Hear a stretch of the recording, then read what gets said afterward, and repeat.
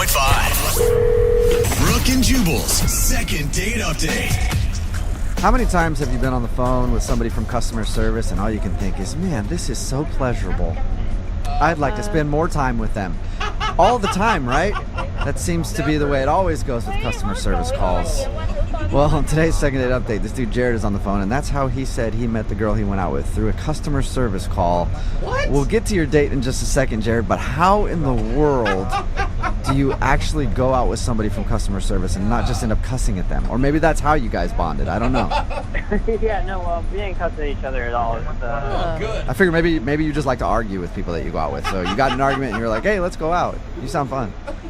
No, not at all, man. You know, I called a bookstore to see if I could put a book on reserve, and this woman answered the phone. Her name was Kelly, and, you know, she was helping me out the entire time, and she sounded super nice, very helpful. I don't know, it's weird. Wow, Okay, she was like doing her job straight. That makes more sense. You said customer service call, and all I thought was like utility bill or something. I was like, how did you possibly want to meet that person? But calling somebody at a bookstore is probably a lot easier to deal with. Yeah, no, I mean, I can't explain it. She just kind of, like, grabbed my attention, her voice, you know? I mean, I don't know if this sounds weird, but, like, she sounded cute. I don't know if that's a thing. So wait, how did you go from a phone call to a date? Did you go stalk her at the bookstore? Well, I went to the bookstore to see if I could meet her in person because, like I said, it just kind of got my attention. Plus, I had to get the book anyway, you know, kill two birds with one stone. The only reason I think that this is okay is because she said yes to the date. Like, the lead up does sound a little weird. Well, he has to get his book anyway. Yeah, I mean, you were going there for the book. Might as well try to catch a glimpse of her and see if she's as cute as she sounded. Yeah, absolutely. So, you know, I get there, and unfortunately, when I got there, she was not at the counter. It was actually a different guy. And, you know, so I, in my best way, without sounding like a creep, asked him if Kelly was around. And I asked for her, and I just basically made stuff up about why I needed to talk to her. And it sounds awful, I know. On paper, it sounds horrible. I mean, it could have sounded normal if you were like, I just wanted to thank her for the help. That's true. Yeah. What did you make up? I told him that, you know, I talked to her specifically, and she knew about the book specifically, you know, and it would just be a lot easier than talking to him because, you know, I didn't want to tell him he didn't know anything. But luckily, he brought her out eventually. Oh my God, what was that like though? Because you know nothing about her. You don't know what she looks like. You don't know if she's single. You don't know how old she is. I mean, like, you know, worst case scenario, if I wasn't, like, attracted to her, I'd just get my book and I leave. You know, that was kind of what I was thinking. And obviously you liked what you saw, so did you just ask her out right then? No. So I basically, this poor woman, I kept asking 1,000 questions that I didn't actually care about. And we basically just led her around the circle in the bookstore. And long story short, I actually grabbed 9 books. It seems a bit excessive, but I was really just trying to see how much I could find out about her within a short time and see if it was someone I wanted to ask out. So did she know that you were the guy that she talked to on the phone? Yeah, she did. She did. And so when did you ask her out? So I asked her out when I was cashing out the books. And, you know, I asked her if she wanted to grab dinner sometime. Okay. And to my surprise, she said yes. Okay, so how was dinner? Dinner went really well. Like, we went somewhere. It was kind of like right in the in-between. It wasn't fast food, and it wasn't like a super fancy restaurant, you know? Okay, So good call. It was fun. Okay. But honestly, all I could think about is, like, there's maybe one awkward moment, but it's, like, so tiny, I can't imagine that it could have affected it, but there was one awkward moment. How tiny is it? Maybe that's the problem. Yeah. This sounds so stupid, but I had to excuse myself at one point to go to the restroom, and so when I pushed back in my chair to stand up, the chair, you know, like, squeaked against the floor. It kind of sounded like I farted, and I was super self-conscious about it. And so, you know, I immediately just blurted out, like, oh, that wasn't me, that was the chair. That one sounds like Yeah, now it does sound like you farted. And you're getting up to go to the bathroom. Yeah. Doesn't make me sound better. Yeah. No, Did she at laugh? all. What was her reaction? So she just said that basically she would have never noticed if I didn't bring it up, which made me feel even more uncomfortable. So what happened next? We got our check. I paid for the meal, and I walked her to her car, and I was kind of trying to figure out, see if there's an opening to move in to kiss her, and I couldn't find one. And before I could even try, she ended up reaching in and hugging me, and that's how the date ended. Okay. That's not terrible. Yeah, A that's hug's always not bad. neutral. A hug is good. At least she touched you, even though you farted. All right. So how many times have you tried to get a hold of her? I texted her one time after the date, basically just saying, hey, I had a really good time, and then that was it. Okay, and you haven't been like lurking in the bookshop where she works or anything? No, God, I would never do that. I mean, I thought about it, but I would not do it. Yeah, that's good. All right. Well, we'll play a song and then come back and call her and get your second date update. Okay? Thanks, guys. All right. Hang on. Moving 92.5. Brooke and Jubal in the mornings. Second date update. Hey, Jared. Yeah. I was thinking about it. That whole story of how you met Kelly, the girl you want to call on a second date update today. Giờ này mưa bán không trùng hợp. Bán 7 giờ 7 rưỡi bán nghỉ rồi. Rồng nó lên tí quát ra bụng. Tiền.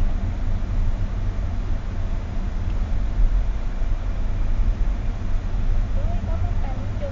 Quá nào là 500.000. Lấy cái vé ra 100 đồng. Vé hết rồi, ông Banh về qua thử coi còn hay không. Còn 100 đồng. Jared. Yeah, I remember that. Yeah, they were like standing out there in the weather, Yeah. and then they kissed out there. Yeah, Yeah. it was like sunny, rainy, windy conditions. There's all kinds of. It really made an impact on you. Yeah, Really. great movie. Yeah. Loved that movie, and that's what this reminds me of. So I'm hoping you get a second date, even though you didn't get a kiss at the end of the date. You just got a hug. But we'll call Kelly right now and find out why she isn't calling you back. Are you ready?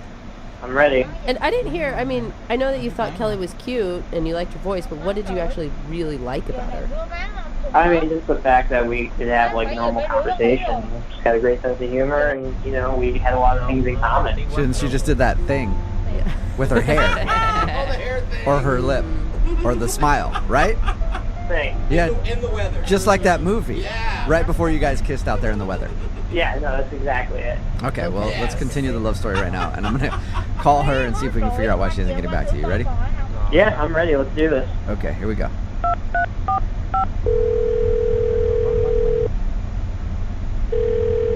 Lâu ngày. Hello? Ít nhiều mưa. Hi, is this Kelly? Yes. You sure about that? Yeah. Okay, because you said like you were confused. She knows her name. Kelly, this is Jubal from the radio show Brooke and Jubal in the Morning. Okay. Okay, Sáng mình cứ nói nè. how are you? I'm good. Okay. How can I help you? Nothing I can really think of right now. Giờ này mưa bán I don't. She Okay, how doesn't can I help know you, why- Kelly? bán 7 giờ 7 rưỡi bán nghỉ rồi. Is there a reason why you're calling me? Oh, that's it. Thanks for getting me back on track. Kelly, have you ever heard of the show Brooke and Jubal in the Morning before? No. No. Okay. Have you ever heard of a segment that people do on radio shows called the Second Date Update? Yes. Yeah. Well, we're a radio show, like I said, and we do that segment, and that's where if you go out on a date with somebody and then end up not calling them back after, they can email us to get you on the phone and figure out what happened. Okay? Are you thoroughly confused? Yeah. Okay, cool. Well, we got an email from a dude named Jared that you went out with, Okay. okay? And he's wondering why you're not getting back to him. Oh my God. Whoa. Seriously? Was that a good oh my god or a bad oh my god? I couldn't tell. Bad. Bad. Really bad. All right, So there's really a- bad, okay. You have a reason why you're not calling him back. Yeah. Giờ này mưa bán không Really? trùng Can you hợp. tell us what it is? Bán 7 giờ I'm 7 really, rưỡi bán really nghỉ rồi. surprised that he doesn't know, and the fact that he doesn't know means he's clueless. Like, really. Wow, it's that No, obvious. he's Really? really clueless. You're right. Yeah, he Because knows. his description, it sounded like a lovely date. Like you guys got along, you had good conversation. Yeah, it almost sounded like that movie from the 90s. Oh God, don't. You know start where the again. guy and the girl meet? You probably know what I'm talking about, but it sounded like a nice date. Giờ qua thử coi còn. Well, it was a great date. We were having a great conversation until the end. Okay. And So what, he ruined it at the end. what happened at the end? So the waitress comes over, asks us if we want dessert. We say no. And she's like, do you want to take this home? And he's like, sure. And she's like, 2 boxes? And he's like, oh no, you can just put it all in one. And then she takes our plate and puts all the food in one box, and it comes back, and he says nothing. And he takes it? So wait, He took the box? He took your leftovers? Yeah. He like robbed you. He took your he stole your leftovers. That's kind of weird. Yeah, and the weird part is like I had fettuccine alfredo, right? And I had like more than half sitting there that I was gonna like eat for lunch the next day. So it's like, how could you not see that? Yeah. Yeah, I mean, it's it's odd. weird not to let the other person have an opportunity at their food. Did you like make mention that you didn't like it at some point? Like over half is a lot left. Maybe he thought you didn't like it and he would enjoy it. It's not that I didn't even like it. It's just that, you know, in restaurants they give huge sizing of food, and it's like a lot. So I could only eat so much, and plus I'm nervous. This is my first date with him, and So wait, but you liked him all the way up until this point. Like, I feel like you should take some responsibility and not speaking up and saying, no, I want my leftovers. Like, there had to have been an opportunity where you could have interjected. I don't want to fight the guy for leftovers. I mean, he should have more consideration. Yeah. I mean, that might put an awkward tone to your date, too, if you pipe up, you're like, no, give me my food. And then you guys are fighting over your fettuccine. That would be weird. I just think that, like, it's a weird thing, but I don't think it's a reason not to call somebody back. Oh, food is a big reason. I not to call don't. somebody. You had a great date. She never said great. She said it was okay. And when I was driving home, it just dawned on me, like, this guy just stole my lunch. It's like He a pretty much bully. did, yeah. He just took your food and didn't even ask. I guess I kind of get it. Wow. Kelly, would you like to ask him about it ever? Or you just don't want to talk to him? No, I'm done with him. He's selfish and inconsiderate. Wow. Jared, did you hear that? You're selfish and inconsiderate. yeah, I heard that. Wait. He's on the phone right now? Yeah, forgot to tell you that. Jared is on the other line listening and wants to talk to you. That's why we called. I cannot believe this. Sorry. Listen, you don't understand. Like, I took that stuff for my mom. Okay, I was trying to take it home for my mom. What are you talking about? I know it sounds weird, but like, I see my mom every weekend, and I just wanted to bring her some food, so I figured if I took the leftovers, you know, I could bring it over to her place and, you know, give her some food. I mean, that's why I did it, honestly. Oh my gosh. You're bringing your date's partially eaten leftovers to your mother? Partially eating, are you kidding me? I was watching the whole time. She barely even touched it. So you took your date's full meal home to your mom, basically. It was not your meal, it was my meal. You had no right to do that without asking me. I had half of the fettuccine alfredo. Half. I don't understand why it's such a big deal. Like, first off, I'm feeding my mom. It's a nice thing to do. That's a good quality to have in a person. And second off, to be honest, like, I paid for it. It's technically my food. I thought Yeah, I that guess you was paid going the to bill. be your argument the whole time, not that your mother was hungry. I mean, both. It can be both. I had to feed my mom. I paid for this food. That's my food, you know? Like, I don't understand how that's such a deal breaker. You know, she barely touched it. It doesn't seem like that big of a deal to me. Well, maybe I would have said yes, but you never once mentioned your mother or anything. No explanation. You just took my food, and it was like, what? Well, I mean, now that you know why I did it, you think I'm a good person at least, right? No, not at all. Not one bit. He's trying to feed his mom. Trying to feed his family. I'm really conflicted on this one. It's a weird one. Yeah. I don't even know if I even believe the whole mom story. I mean, it sounds like you just wanted to eat my food. That's what I think. Listen, I'll be completely 100% honest with you. When I did bring it to my mom, I did try some of it, and it was okay. It was just okay. It's an So okay review. he got kind of So- saved you the pain of having to deal with that food anymore, Kelly. This is unbelievable. I don't get this guy. Yeah, Well, would you like Jared- to get him again? Because Kelly, you can go on a second date with Jared. We'll pay for it. Would you like to go out with him again?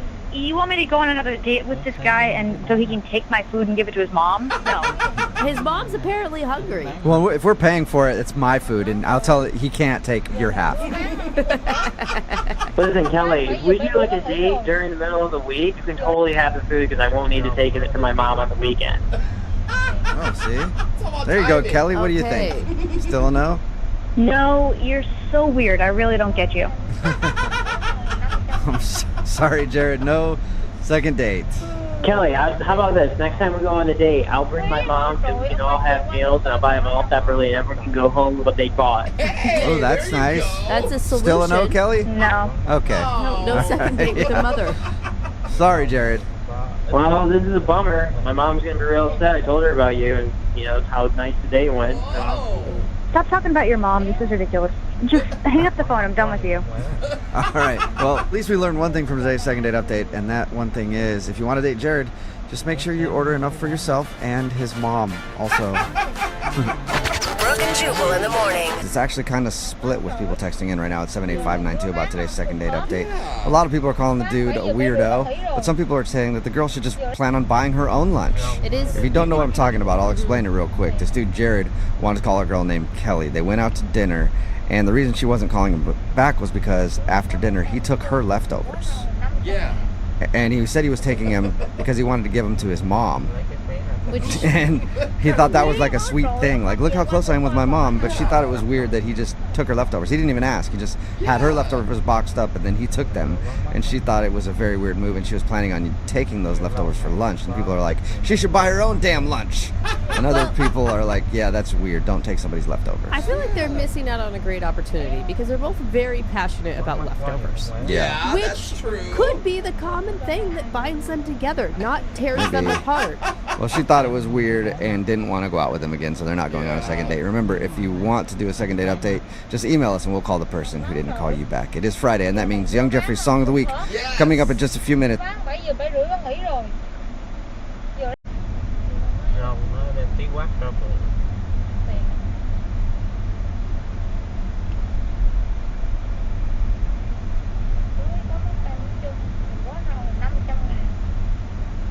Moving 92.5. Brooke and Jubal's second date update. Normally, I start off the second date updates by saying so-and-so is on the phone with us, and today they want to do a second date update. Well, I'll say that today, except you won't know their name Why? because it'll be beeped out. So I'll say the name 3 times now.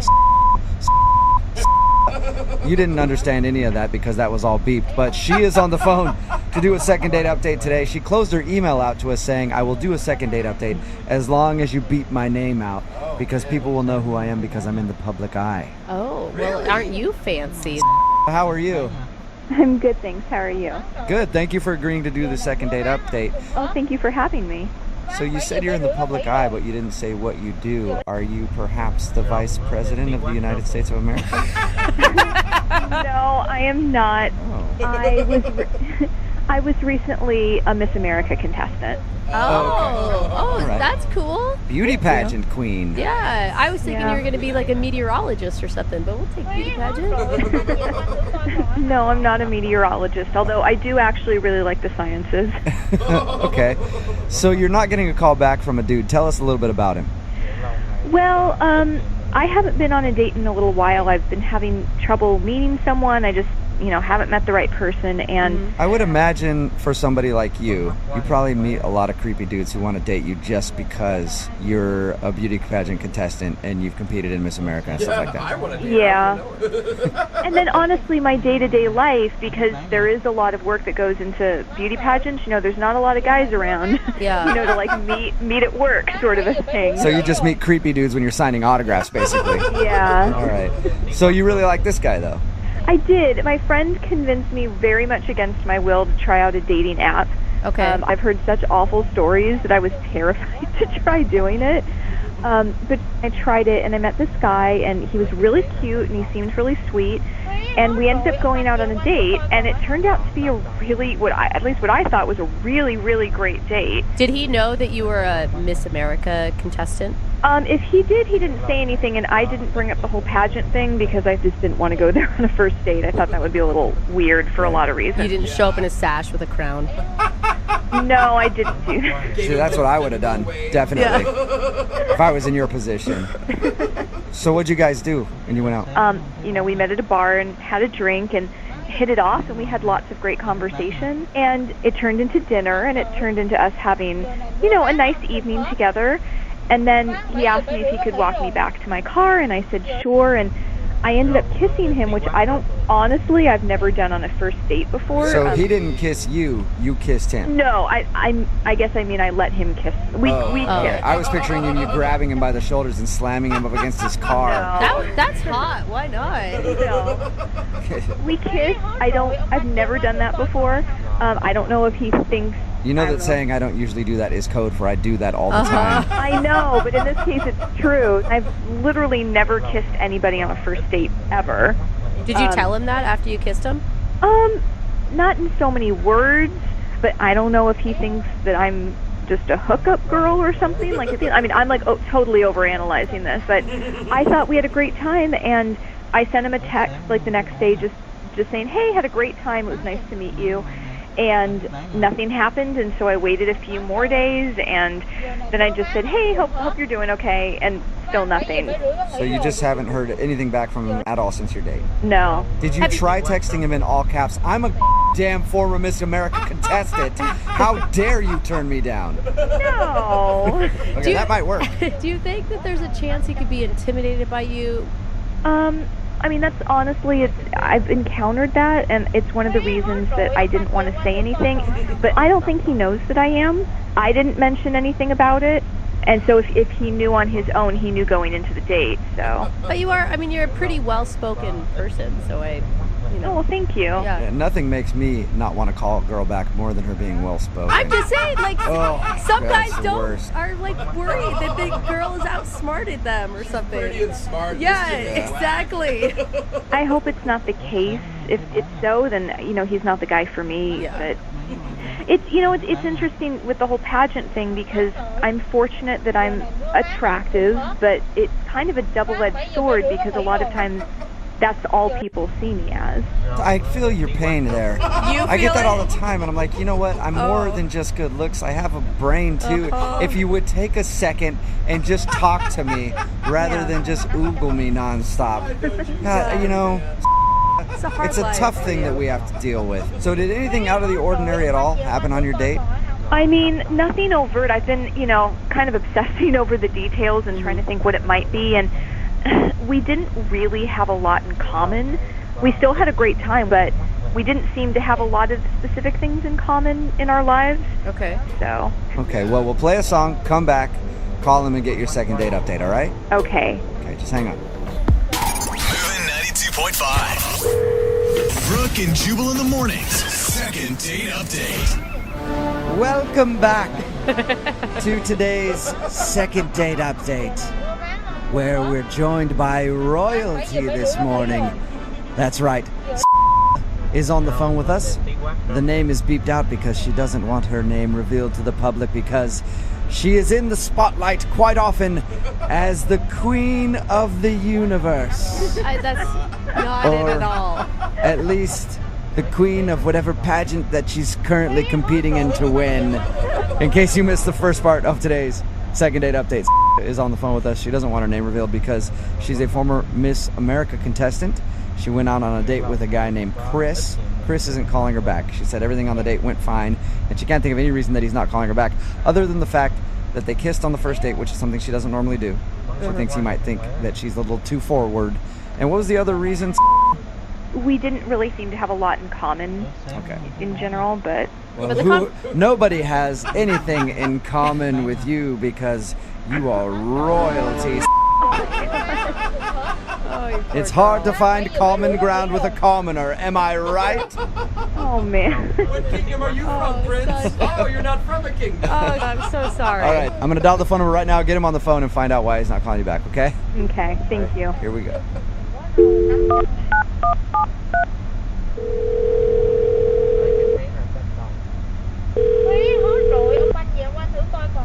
Hello? Hi, can I speak to Chris, please? Speaking. Hey, Chris, how are you? This is Jubal from Brooke and Jubal in the Morning.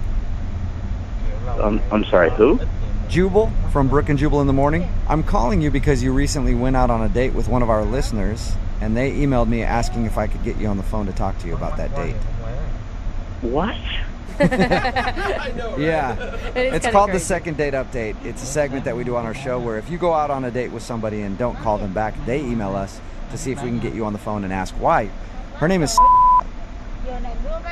Oh, man. Did you not like... Yeah, I mean, do you guys make a lot of these calls? We do, actually. Usually things work out for the best. People end up hashing things out and go out on another date at the end of the phone call. So just wanted to know if she did anything wrong on the date and why you're not calling her back. No, I mean, yeah, I don't know. It's fine, I guess. Fine, I guess. So not impressive enough to have you want to go out with her again. Honestly, she was just like kind of annoying. What? She was annoying? Yeah, like she was, I mean, it was like an okay date. It's just like she's just kind of one of those annoying, like, fake people. Fake? Why was she fake? Like she was trying too hard, you know? Like it was like she was put together and everything, but she was just like trying really hard and it was kind of like annoying. If she Kind of annoying. So she didn't seem genuine to you. Yeah, and also she had like a really annoying laugh. We talked to her on the phone because we talk to the people when they want us to do one of these second date updates. I didn't notice her having an annoying laugh. Oh, I mean, I don't know what to say. Maybe like it's more annoying in person, or maybe she was like fake laughing with me. Either way, it was like, what is going on? But if she was so annoying, why would you kiss her at the end of the date? I mean, that totally gives her the wrong impression.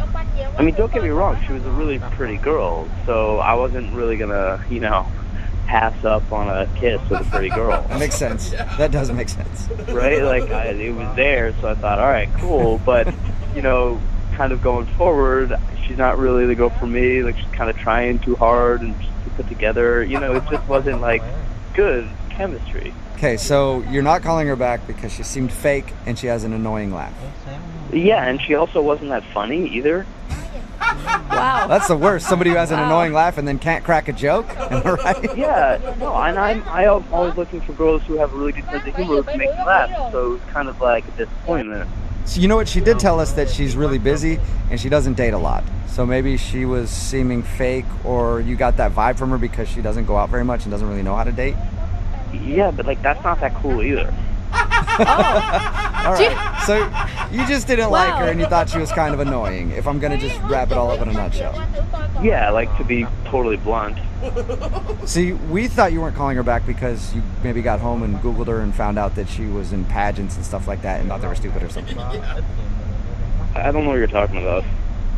She's in beauty pageants and stuff like that. You said she was pretty. She actually a former Miss America contestant. You didn't say anything about it on the date.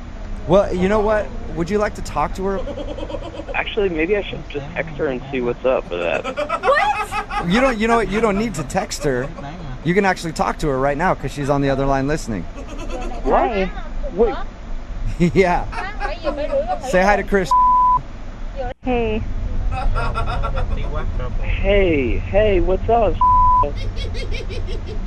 Sorry I was so annoying on our date. No, I don't think it was like that exactly. You know, I think it was maybe just like, No, you seemed pretty clear about it. I don't know. I think that's really a misunderstanding because honestly, you know, first dates can be kind of hard to read. As somebody who's been in pageants, I know how to wind an answer your way pretty well, and you're doing a pretty bad job of it right now. No. I think you just misunderstood what I was saying. I was just saying that like that we couldn't really connect for whatever reason. But I think that honestly, if we had another date, like we could actually talk. And, I mean, didn't you actually hear me say that I wanted to text you again? Yes, I did hear that after you found out that I was a beauty pageant girl. That honestly has nothing to do with it. Chris, you're being so obvious right now. You're such an You're telling me ass. you just had a change of heart out of the blue. No, it's not like out of the blue. It just like made me rethink things about kind of who you are and what you're about. You know? Like you could have more going on No, than I'm I actually realized. really curious to know the answer to this. How does finding out that I'm a pageant girl make you reevaluate me as a person? I'm really curious what new insights it gave you. Well, because it's cool. Because you can like you have to stand up in front of the audience. It takes a lot of bravery and it takes a lot of heart. And also, I'm sure you don't date a lot because of your busy schedule. That's what they told you. Chris, you're an idiot. But I get it. There's a reason why maybe on a first date you wouldn't be totally comfortable. You weren't concerned about that at all when you completely ignored me after a first date until you found out that I was a pageant girl. I just feel like a lot of what I said earlier in the call was taken out of context. Yeah. Like the annoying laugh. That can often get taken the wrong way. Yeah. Well, I mean, that was like taken out of context in the moment of our first date. We didn't laugh as much as I wanted to, but I know you have to be funny in order Was there a to even quota get- that you were trying to fill? I just like, I think that maybe we could laugh more. Dude, if I were you, I'd be pissed. Are you pissed? You know, I'm feeling disappointed because I thought he was really attractive, and I thought we had maybe some prospects for the future, but apparently, I don't even know. I think maybe we could have some prospects for the future, honestly. I think you guys could too. Chris, would you like to go out on a second date with? We will pay for it. Yes, I would. Okay, yeah, I think you've made that very clear. Are you interested in going out with Chris again? I'm going to be totally honest. If he had stuck to his guns about I was a kind of annoying on the date or whatnot, and like, let's give it another chance when I'm not as nervous, I totally would have gone out with you again. But the fact that you did such a 180 because of something to do with the way I look, that's just insulting to me. Yeah. Oh, man. Good for you. All right, well, I mean, this is exactly what I'm talking about. Why are you being annoying right now? Oh my God, what an ass. All right, Chris, thank you for your time. I appreciate it. Look, just so you know, I'm going to text you after this phone call, so please respond. Okay? Yeah, right. Brooke and Jubal in the morning.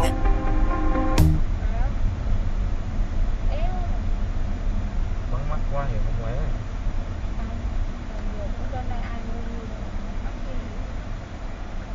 Sáng không thấy bán à? Bán ngoài mà, ai thích bán à? Bán rồi. Giờ này mưa bán cùng hết. Bán 7 giờ 7 rưỡi. We got an email from one of our listeners named Mary. She told us a little bit about her date and says she feels awful about it and thinks it's her fault that she's not getting a call back. Wow, Oh, is this like no. the first person with like some self-realization on the phone with us? true. Like, what's going on? I don't know exactly what that means, but I'm guessing she accidentally ran him over and feels bad. That's what you went to. Yeah. Mary, why did you do it? Okay, I think there's a lot of other things that could have happened there. Are you using this time as your one call from the police station? Okay. Attempted murder. No, it's really not like that. Yeah, that's what all guilty people say, huh? What's the real story, Mary? What happened? He is such a good guy. I'm feeling awful about it because I've been on so many dates before where it's like it was their fault why we didn't have any more dates, but this one is all me. Oh no, it's that obvious. Okay, wait, back up. Where did you meet this guy? We met on Tinder. His name's Adam. And I have to say that when you're doing the swipes and things like that, I know your human nature reaction is to definitely swipe right onto all the hot guys. Yes, I think that's what Tinder is for. But Adam's not like super good looking. But that's okay. Is that what you told him? And that's why you know that he's not calling you back? Because it's pretty rough, Mary. No. I've swiped right on tons of hot guys before, and they're just really self-obsessed. They're jerks.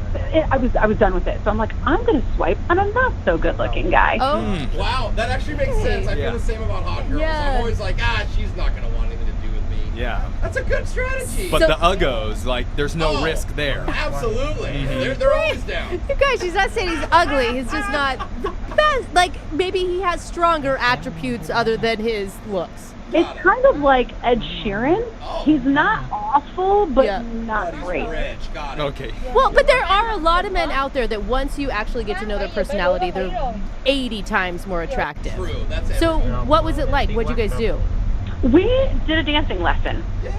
Yeah, hot guy would never be down for something like that. Exactly. Kind of fun. Exactly. So what kind of dancing lesson did you guys do?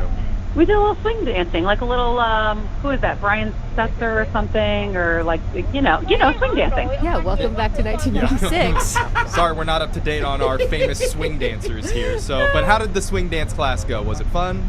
It was a lot of fun. Like, they teach you some basic moves because neither of us had done it before. And then you get to switch a bunch of partners. Oh, Mary. That was the fun part of it. Okay. You got to take a break from boring old-looking Adam and got to look at some really hot guys. It's like swiping right in real life. Yes, and you know, it was great because everybody's got like different levels. And I even danced with this cute 80-year-old guy. Aww. It was adorable, guys. Okay, so that's great. But what about poor Adam? Yeah. Remember, you're dating Adam here. When did you screw it all up? That's what I want to know. Okay, I'll get to that. But here's the one thing, and this is why I really liked him, is because after I danced with that 80-year-old guy, I was kind of like jabbing at him a little bit. And so he came back at me, which I loved. He was like, oh, I'm going to take that old guy's knees out with, his walker. Oh, yeah. Violence against the elderly. Yeah. That's hilarious. I think it's cute too. It was going so well. We were like, let's do drinks. We just, sweated a little bit. So we went and grabbed some drinks. And then I ended up at his place. Okay, so all of this is great so far. So wait, that you ended up at the elderly man's place, or you ended up at Jeffrey, Adam's place? follow along. Okay, I'm just trying to make sure we're getting it straight. Adam's place, thank you very much. Okay. And was that your idea or his idea? I mean, we both had a couple drinks, so I would say it was both of our ideas. Like, Okay. it just felt right, And what happened when you walked in those doors? Did your clothes come off? And I'm just saying. That's what Brooke's first go-to move is. Hot swing dancing. It's a little invasive, but we had a good time. Let's just say that. Nice. So yes, see, I'm right. Okay, all right. So I'm still not hearing what's the bad part of this date then. The bad part was the next morning when I was leaving. Oh, you stayed the night. I did. Okay, walk us through it. So when I was getting up in the morning, I was trying to be like really, really quiet. And I noticed that, and I forgot about this part, but I put a bunch of self-tanner on the night before. And so I noticed that there was a bunch of orangey streaks all over his sheets. Oh, no. That could be perceived as something else. Ew. Gross. I'm just saying, that's the first thing I would think. Like, what the heck? Of course, first thing that Jose thinks is someone messed his bed. Anytime I've had streaks in my bed, it's not been self-tanner. Okay, let's move forward quickly. So you left streaks of self-tanner in his bed. Yes, and then I was like, shoot, I got to do something about this. Yeah. So then I went to the bathroom, put some hot water on a washcloth, then came back to the bed, like he was trying to like wipe it. Well, then all of a sudden he starts waking up. I was like, shoot, I knew that was going to happen. And then I was like, okay, well, I just had a little, and then, all right, I got to go. Wait, did you just make it sound like you wet the bed? Like, because the bed's wet at this point. I had a little, I just kind of like, I didn't really explain it. I was just like, oh, there's a little something. And I didn't really explain it though. I just said, oh, I got a little something on your bed. Now I don't look so dumb. Yeah, you should have explained it. what? And then you just left? Did he even have a chance to say anything? No, because he was like still waking up and everything. So then I was like, okay, I'll just text you later.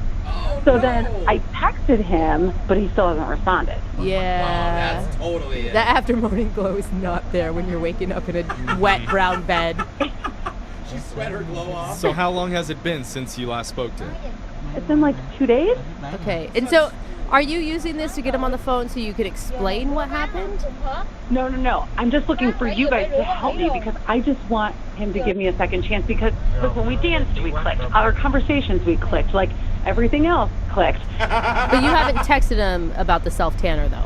No. You're just going to pretend like it never happened and just move on. She's playing it cool for now, guys. That may not be the problem. I think we've passed that point. Like, that's the problem. We may need to address it at a certain point, Yeah. but we're going to call Adam for you, Mary, and we'll play a song and come back and get your second date right after this, okay?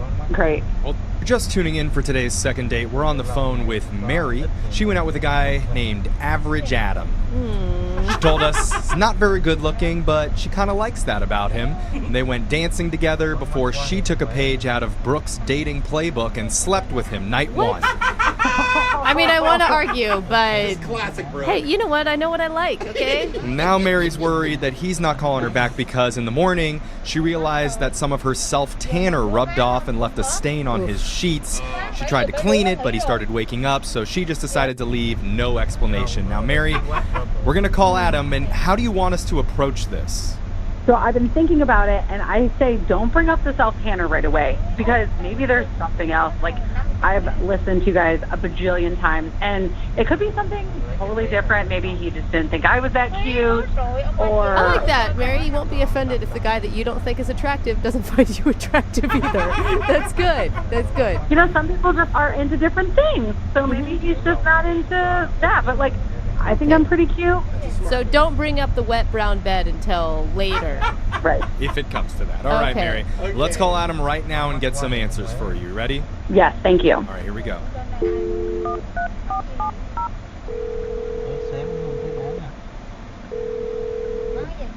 Hello?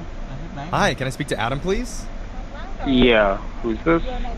Hey, it's your morning wake-up call, Adam. Good morning. I'm on the do not spam list.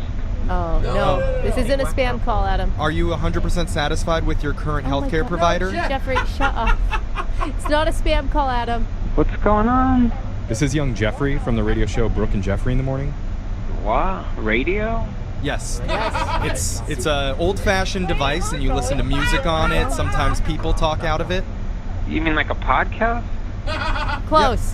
Yeah, the predecessor to podcasts. But yeah, let's just call it a podcast, okay? What do you want? Well, actually, we're calling on behalf of one of our listeners who's been trying to get a hold of you. Her name is Mary. Oh.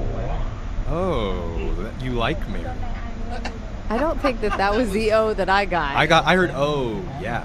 No, I heard no. Well, so yeah, you went on a date recently with Mary, Adam, and she says that she had a really great time with you, and now you're not talking to her anymore, and she wants to know the reason why. She told you about our date, huh? She gave us a little rundown of it. It sounded really fun. I mean, she said you guys went dancing, and I thought that was really cool of you to be up for, dancing on a first date. You met on Tinder. One thing led to the next. Sounds like everything went great. It was, until it wasn't. And at what point wasn't it? I mean, she really doesn't know. I find that hard to believe. Is there something about Mary? Oh my God, Jeffrey. You couldn't help it. Did you do that on purpose? I'm sorry. Is there something about Mary that bothered you? I don't know what you guys are laughing about. I don't get it. It's fine. Yeah, don't worry. It's not you. The whole point is Mary wants to know the reason why you're not calling her back. She says that she had a really, really good time with you, and the fact that you're not calling her, it's kind of upsetting, and she just wants some answers as to why. I mean, I think she knows why I'm not calling her back. I don't want to embarrass her, okay? I don't think she'll be embarrassed. She knows, she listens to these, that there could be some really terrible information she finds out about herself. She's very aware of the consequences here. I don't know why she's trying to get a hold of me. If I were her, I would have never told anyone what happened. What was it? What happened? She told you all about the date? Yeah. And she told you about the next morning. Yeah, maybe you can tell us what your side of the story is. I mean, it's not sides, it's fact. She went in my bed, what? number 1 and number 2. No. Are you sure? Is that really what you think happened? I'm positive. I can't believe she would tell a radio station what she did. Adam, this is Mary. Hey, Mary, yes, that's a little bit early, but Adam, Mary's been on the line listening. We forgot to tell you that, and she heard everything you said. I don't understand. Mary's on the other line, Adam, and she's listening. She knows what you just said about her doing a duty in your bed.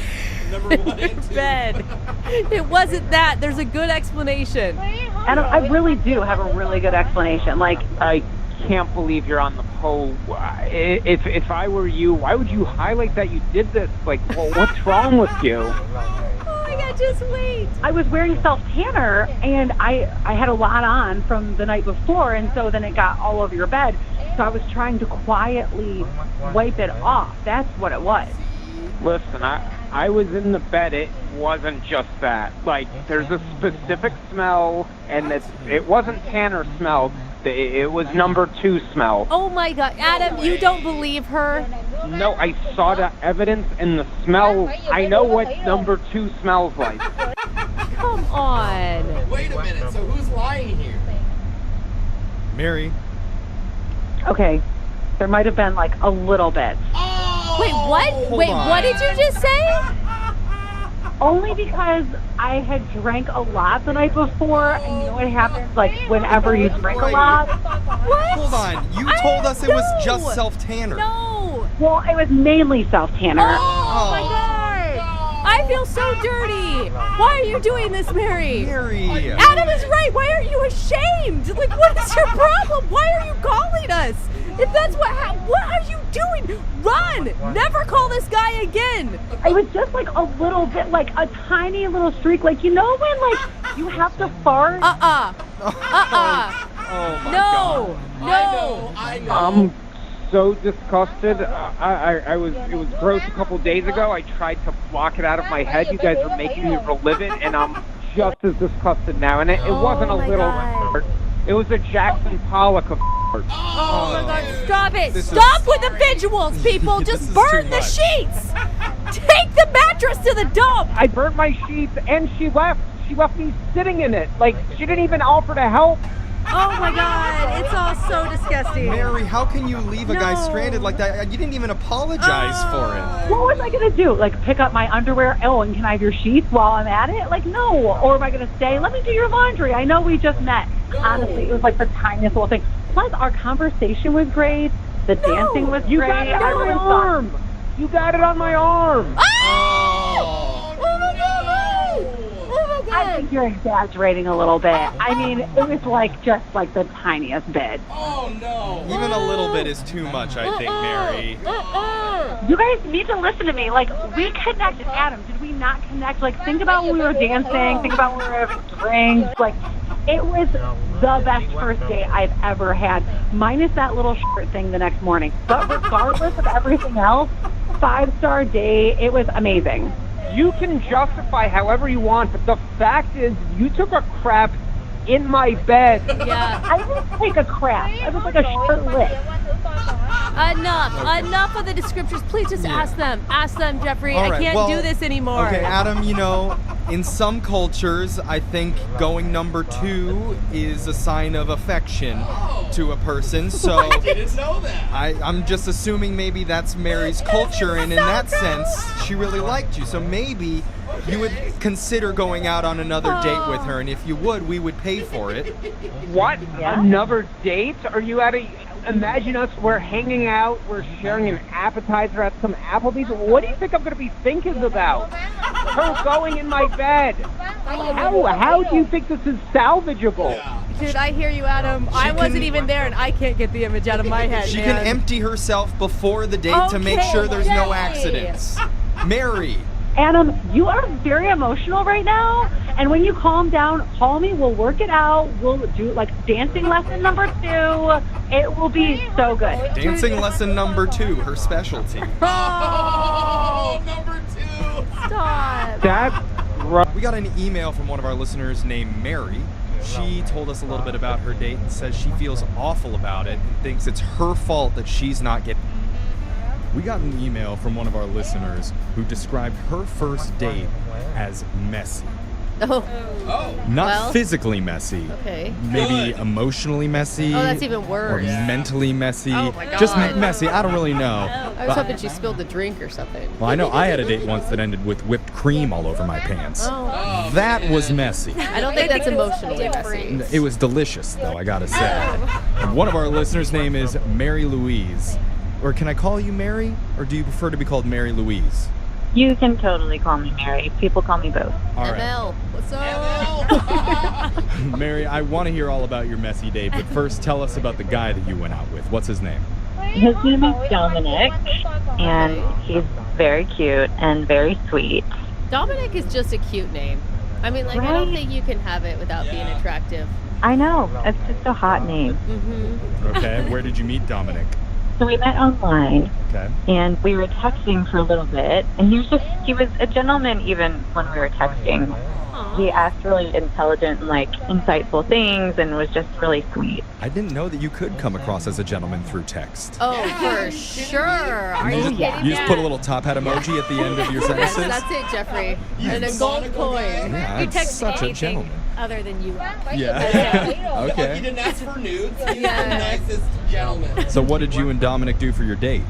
So we went to a restaurant, and it was great. Like, he was really sweet and really attractive and complimentary. It was a little awkward because at the very beginning, the menu was like one of those ones that has the barcode thing that you have to scan with your phone. Do you know? Wait, I am so out of touch. What is that? No, you Brooke, are sit you down, kidding me? You sit down and there's a barcode, a QR code on the Yeah. table, and then you scan it, and then the menu pops up on your Oh, phone. I've done that. I just did that for the first time not very long ago, and it was way more work than I wanted it to be. I agree. I was like, just someone come to the table. Yeah. Yeah, oh my god. I like to put my phone away when I'm out to dinner. Me I don't want to too. be like buried in it. I agree. No, for real. So old. Okay. So you went to a nice restaurant where they have QR codes for the menu. Why did you bring that up? Well, just because that's kind of part of why the date was messy, because I couldn't get my phone to work with the barcode. I hear you. And like, how are you supposed to ask the waiter or waitress like what they recommend, what they like? Like, all of it takes way longer than it should. They'll still come to the table. Well, not at the right time. Oh my god. So you're like ignoring him with your face like in your phone trying to figure out this QR code. Right, and so finally I was just like, hey, listen, I can't pull this up. Do you know how to do this? Oh man. I have an older phone, and I don't even know if it can do that. Stop helping me, and we got it up, and we ordered and everything. Okay. Were you able to get the date on track from there? Yes. So Good. from there, that's when he was, asking like really thoughtful questions, and it just felt like a nice connection. We were on the same page. Like, he was very upfront about wanting to eventually settle down and have kids and a family. Goodness, this is great. I mean, if that's what you're looking for, this is amazing. Yeah. When you said messy date, I didn't expect like phone troubles to be messy. Is that the messy part? No, there's more. Oh, okay. What happened? So it starts raining, like after we've eaten and talked and everything, and I had just gotten my hair done that day, and this might be a little high maintenance, but I kind of feel like it's normal. I spent a lot of money like on my color and like a fresh new cut, and I just didn't want to walk to my car, which was like 3 blocks away. Oh, yeah. Even without the hair, I don't want to walk Yeah, my car right? for 3 blocks in the rain. Okay. So I just said, hey, is it okay if we wait a little bit for the rain to die down, And he's like, well, how about this? This might be weird, but I would love to just go get your car and pick you up if you're comfortable with that. And so I was like, you know what? Yes, thank you. That's so nice of you. Good. That's like a gentleman thing. Wow. A gentleman and a personal chauffeur. Ooh, score. Right? Don't tell me he stole the car. It took a while. And then I'm like, oh my God, he stole my car. Oh my god. Please tell me he just couldn't find it or something. Yes, he couldn't find it, so he shows up soaking wet. But that's even better. He's even nicer because he never gave up on you. I'd be so pissed if I was the guy, though, and it was like, I went to where you said, and it's not there. So wait, did he come back with a car or did he just come back walking? He just came back walking, but he goes, hey, I couldn't find it, but I called you an Uber to take you to your car. An Uber to go 3 blocks? Sounds like me, dude. Damn. For myself. I mean, that was his idea, though. That wasn't her idea. You weren't wrong, Mary, when you said that he's a gentleman. I mean, he really goes the extra mile. So how did that end? How did the night end? We hugged, and that was the end of the date. No kiss? No kiss, but he said he really enjoyed meeting me, and, he was still a gentleman, and I still feel like there was a lot of chemistry there, but I'm worried that he thinks I'm high maintenance. I could see how you might feel that way, but the only way to find out for sure is by calling Dominic. You don't sound too high maintenance. You sound like medium maintenance. Yeah. Yeah, I can hear that. Yeah. I'm okay with that. All right, well, I'm just worried there's like a lot of minuses by my name. You know what I mean? Well, you're not wrong about that, but let's play a song. We'll come back. We'll call Dominic for you and get your second date, okay? Okay, thank you. Okay, hold on. Just tuning in for the second date, we're on the phone with Mary, and I'm assuming Mary's calling us on her 1980s Motorola Dynatac 4000X. Make sure you crank the rotor, Mary, so we get a few more minutes out of this call, okay? Yes. I say that because at dinner, the restaurant requires you to scan a QR code in order to see their menu, and Mary said her phone was having trouble doing that because it's so old. Not a great look. Oh, it's fine. Come on, don't be so judgy. She also said because it was raining after the meal, she sent her date Dominic out to find her car for her and bring it back to the restaurant so her hair wouldn't get wet. Well, he volunteered. Yeah, he did. Yes. He did. Well, when he couldn't find it, though, he just called her an Uber out of the generosity of his own heart to drive her 3 blocks to her car. Which is cute. It is cute. She described him as being a complete and total gentleman during the date. Yeah. But Yeah. Mary, gentleman gentlemen always return a lady's phone calls and texts, and he's not doing that anymore. There's no type of polite ghosting. No, there's not. True. So now we're going to try and figure out what's going on. Thank you. Have you talked to him at all, Mary? No, I haven't. I tried to reach out. Granted, it could be my phone, but I doubt it. Wow. Text from him. She's still T90. Yeah. All I right. was playing Snake and I totally didn't see it. Here we go, Mary. Alexis doesn't even know what you're talking about. Yeah, we'll talk about Snake later. I've got the phone number. I'm going to dial it, and we're going to get you your second date. You ready? Okay, yes. Okay, I'm dialing it I'm now. so excited for you. Here we go.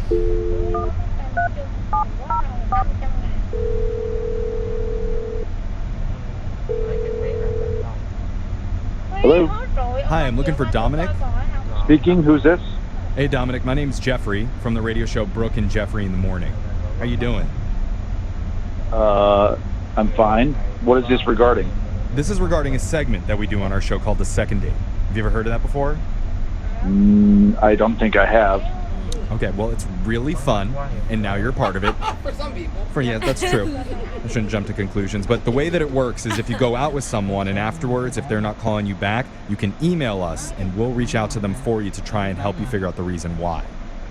Okay. And so recently, you went out with a woman who's been trying to get a hold of you. Her name's Mary. Yeah, all of this is true, yeah. Okay. I can't read that laugh, man. I don't know know. if that was like, oh, Mary, or, ooh. It was like, oh, Mary. Yeah. So here's the thing. I mean, the reason why she reached out to us is because she had a great time with you. And she's confused why you've been avoiding her ever since the date. Really? That's surprising to hear. Really? What? I mean, her description of the date, there was a couple like little missteps, but overall, it sounds like you guys had a real connection. Yeah.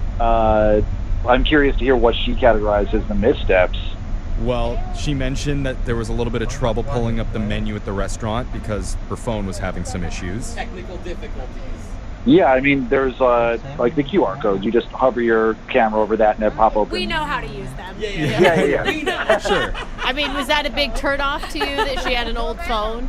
No, that wasn't a big turnoff. Like, you just didn't know how to use a QR code. Not a big deal. Okay. But, you know, she handed me her phone so I could give her a hand with it. And as I was helping her, a text message popped up from someone named Mr. Big.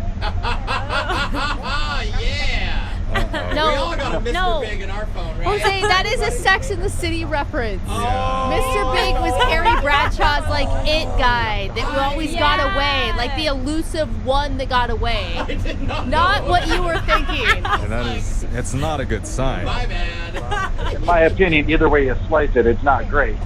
Yeah. Yeah. It had a message, I'm thinking about you, and then a wink emoji. Still the same thing I'm thinking. Yeah, but you guys are on a first date. Like, you don't... Exactly. She's at liberty to date other people. It's our first date. It's not a big deal. So, Well, he seems pretty reasonable. yeah, I mean, it's cool of you to look past that. So that's not the reason that you're not calling her back. There's something else? Yeah, so I don't know what she told you, but she got her hair done and she didn't want to get it wet, so... She mentioned that she parked a ways away and that you volunteered to go retrieve her car for her so her hair wouldn't get wet. Yeah. She really thought that was a strong move on your part. All of us did. And she felt really bad when she sent you in the wrong direction. Yeah. That was an honest mistake. Actually, I have to correct you on that. I might not have disclosed everything to her. What do you mean? I actually found her car. What? Why would you lie about that? That is so weird. Well, I went in and I put the key in the ignition and her GPS popped up and I was curious. Maybe this isn't the most honorable thing, but I just looked at the at home. You know, there's a home button that takes you back to your home address. Yeah. Well, there, but I just didn't know because she got that text message. I saw it. Yeah, you can't help but snoop a little here and there. But okay, wait, hold on though. What are you gonna find out from a home address? It's not gonna say Mr. and Mrs. House or something. Mr. Big's house? Yeah. Well, you can Google a home and see who has the title for the home. Okay, now we're getting deep. Can you tell me more? No. Pro level. I mean, yeah, it's public record. What are you talking about? So I went to the county website, I looked up the records, and figured out that the home that she lives in is owned by a guy. A guy? Okay, everybody calm down. Whoa! Okay, you don't know. She rents, okay? She lives with her brother. Or she's married. She has a boyfriend. She has 5 boyfriends. Oh my Her God, dad we bought are the house jumping. for her. No! Seriously. There could be an explanation There's there. 1,000 explanations to her not owning her own home. If a guy owns the property, she's bad news, bro. I got your back on this. That is dumb. Thank you, man. I got you too. Yeah, bro. No. Okay. Slow down, Dominic. Yeah, did you ever, I mean, obviously you didn't ask her about this. I feel like it's something you should have brought up to her. I didn't need to ask. I mean, she's getting texts from some dude named Mr. Big, and she's living at some guy's house. I mean, it just felt like the signs were there, and they were presenting themselves pretty clearly to me. This is so dumb. We don't even... There's so many questions here. Yeah, exactly. She's not in another relationship. She Well- wouldn't be calling a radio show if she was in another relationship. That doesn't make any sense. But she didn't know that guy was in her car and saw that information. Maybe she thought it was all hidden. She'd be the worst cheater ever if she's on the phone with us. We don't and have a then- lot of good cheaters Okay, that fine. come on this show. They're all pretty bad at it, and I think Just like ask the her. only way to do this is to directly ask her. Because Dominic, I need to let you know, Mary's on the other line listening, and she wants to talk to Wait, you. she's on the line? Yes. Yeah. Extra sneaky. Don't you just want to ask her? Mary? Yeah? Guilty. That is an evil voice right there. Very Watch well. out, Dominic. A lot of questions coming your way. What's going on? Mrs. Big. Dominic, I'm really disappointed that you did this. Like, this is really bad. Wait, what did I do that's really bad?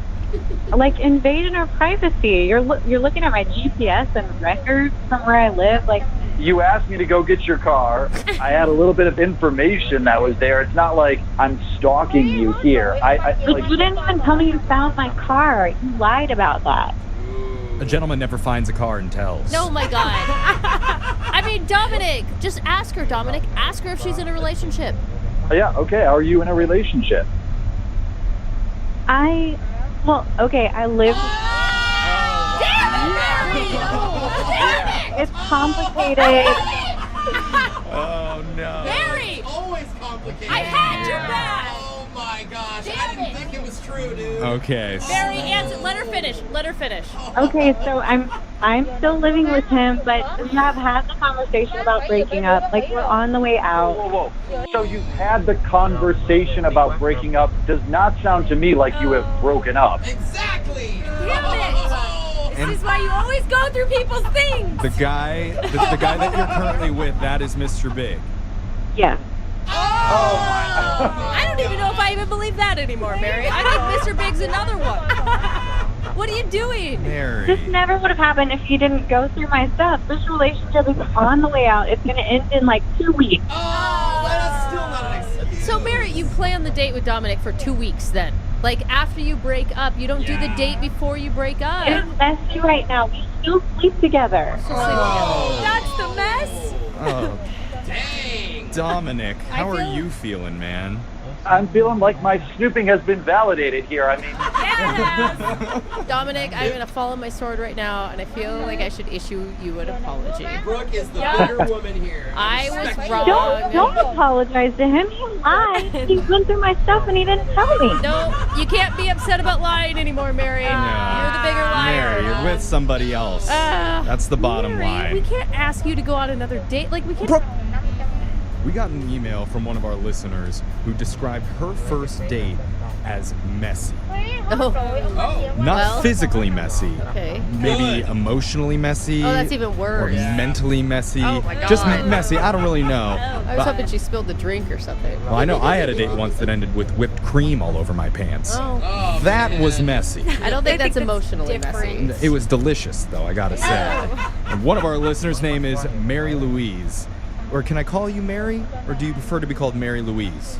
You can totally call me Mary. People call me both. All right. ML, what's up? Mary, I want to hear all about your messy date, but first tell us about the guy that you went out with. What's his name? His name is Dominic, and he's very cute and very sweet. Dominic is just a cute name. I mean, like, I don't think you can have it without being attractive. I know. It's just Need LASIK? Trust the experienced team at the LASIK Center at Evergreen Eye Center. No glasses, no contacts, no limits. What will you do? LASIK at evergreen.com. Moving 92.5. Brooke and Jubal's second date update. Today, a dude named Adam is on the phone for a second date update, and his email said it was one of the worst, but also one of the best dates of my life. Huh. So I'm really interested to hear what happened. Hey, Adam, what's up? How are you? Hey, guys. How's it going? I take it the good outweighs the bad since you're on the phone with us trying to get a second date update. Yeah, I don't know. It's like one of those dates that kind of like you didn't think would go too great, but then it just, Didn't go great, but also went great. Yeah. We totally know what you're saying. No clue what you're talking about. Why don't you tell us? Okay. The girl you want to call today, what's her name? Marcy. Marcy. All right. And how did you meet Marcy? We met at a bakery. Oh, that's kind of cute. Were you guys both Yeah. buying bread at the same time and you reached for the same loaves and your hands touched?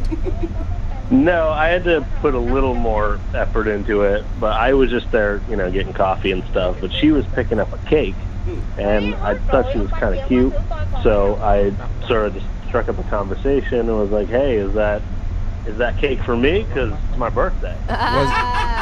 Was it actually your birthday, or is that just a line? Oh God, no. No, okay. Not even close. All right. Well, fabulous pickup line. I would have worked on me. It obviously worked on her. So it was like one of my stronger pickup lines. So it sounds strong. Did you actually rip the cake from her hands and say it was your birthday? And Give it to yeah. me. She was like, "Well, it's my friend's birthday, so she'd be kind of mad if I gave away a piece of her cake." So I was like, "Well, really, I just wanted your number." Oh, Okay. look at that smooth man. Yeah. So she was happy to oblige that. That's awesome. So what'd you guys do Yeah. when you actually went out?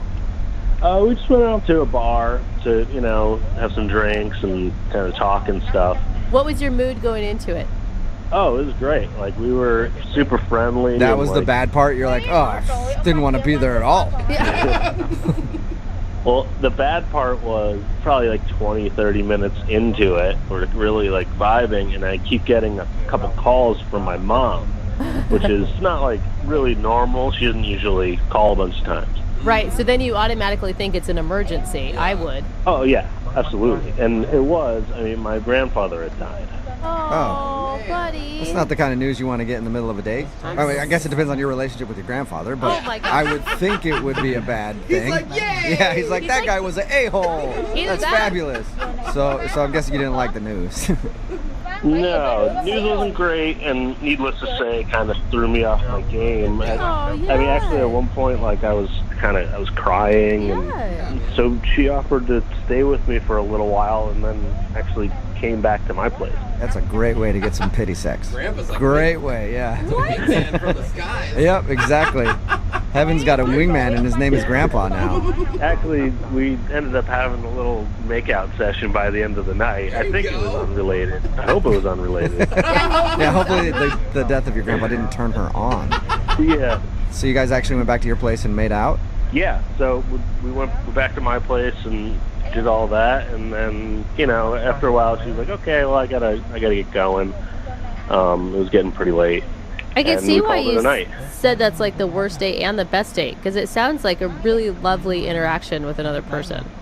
Well, yeah, it was very personal, and I feel like we connected, but like she's kind of been ghosting me a little since then. I try to text her, and it'll take like a while for a text back, like a few days, and it'll sort of just be like a one-word thing or nothing at all. Okay, so you definitely think she's blowing you off? Yeah. Any reason that you could think of why? I guess I might be like an ugly crier. That's true. Like, Yeah, but does anyone ever think that they're a pretty crier unless you're like in a Hollywood movie? Like, it just doesn't happen in real life. I mean, like, my cry is like pretty ugly. It's all just snot. It's just a mess. I mean, and I kind of, my voice sort of chokes up like this, and I can't really get. It's bad. It's That was a not weird way to great. describe your cry. All right, so you think maybe she was turned off by your ugly crying? It has to be. Otherwise, like, we really hit it off.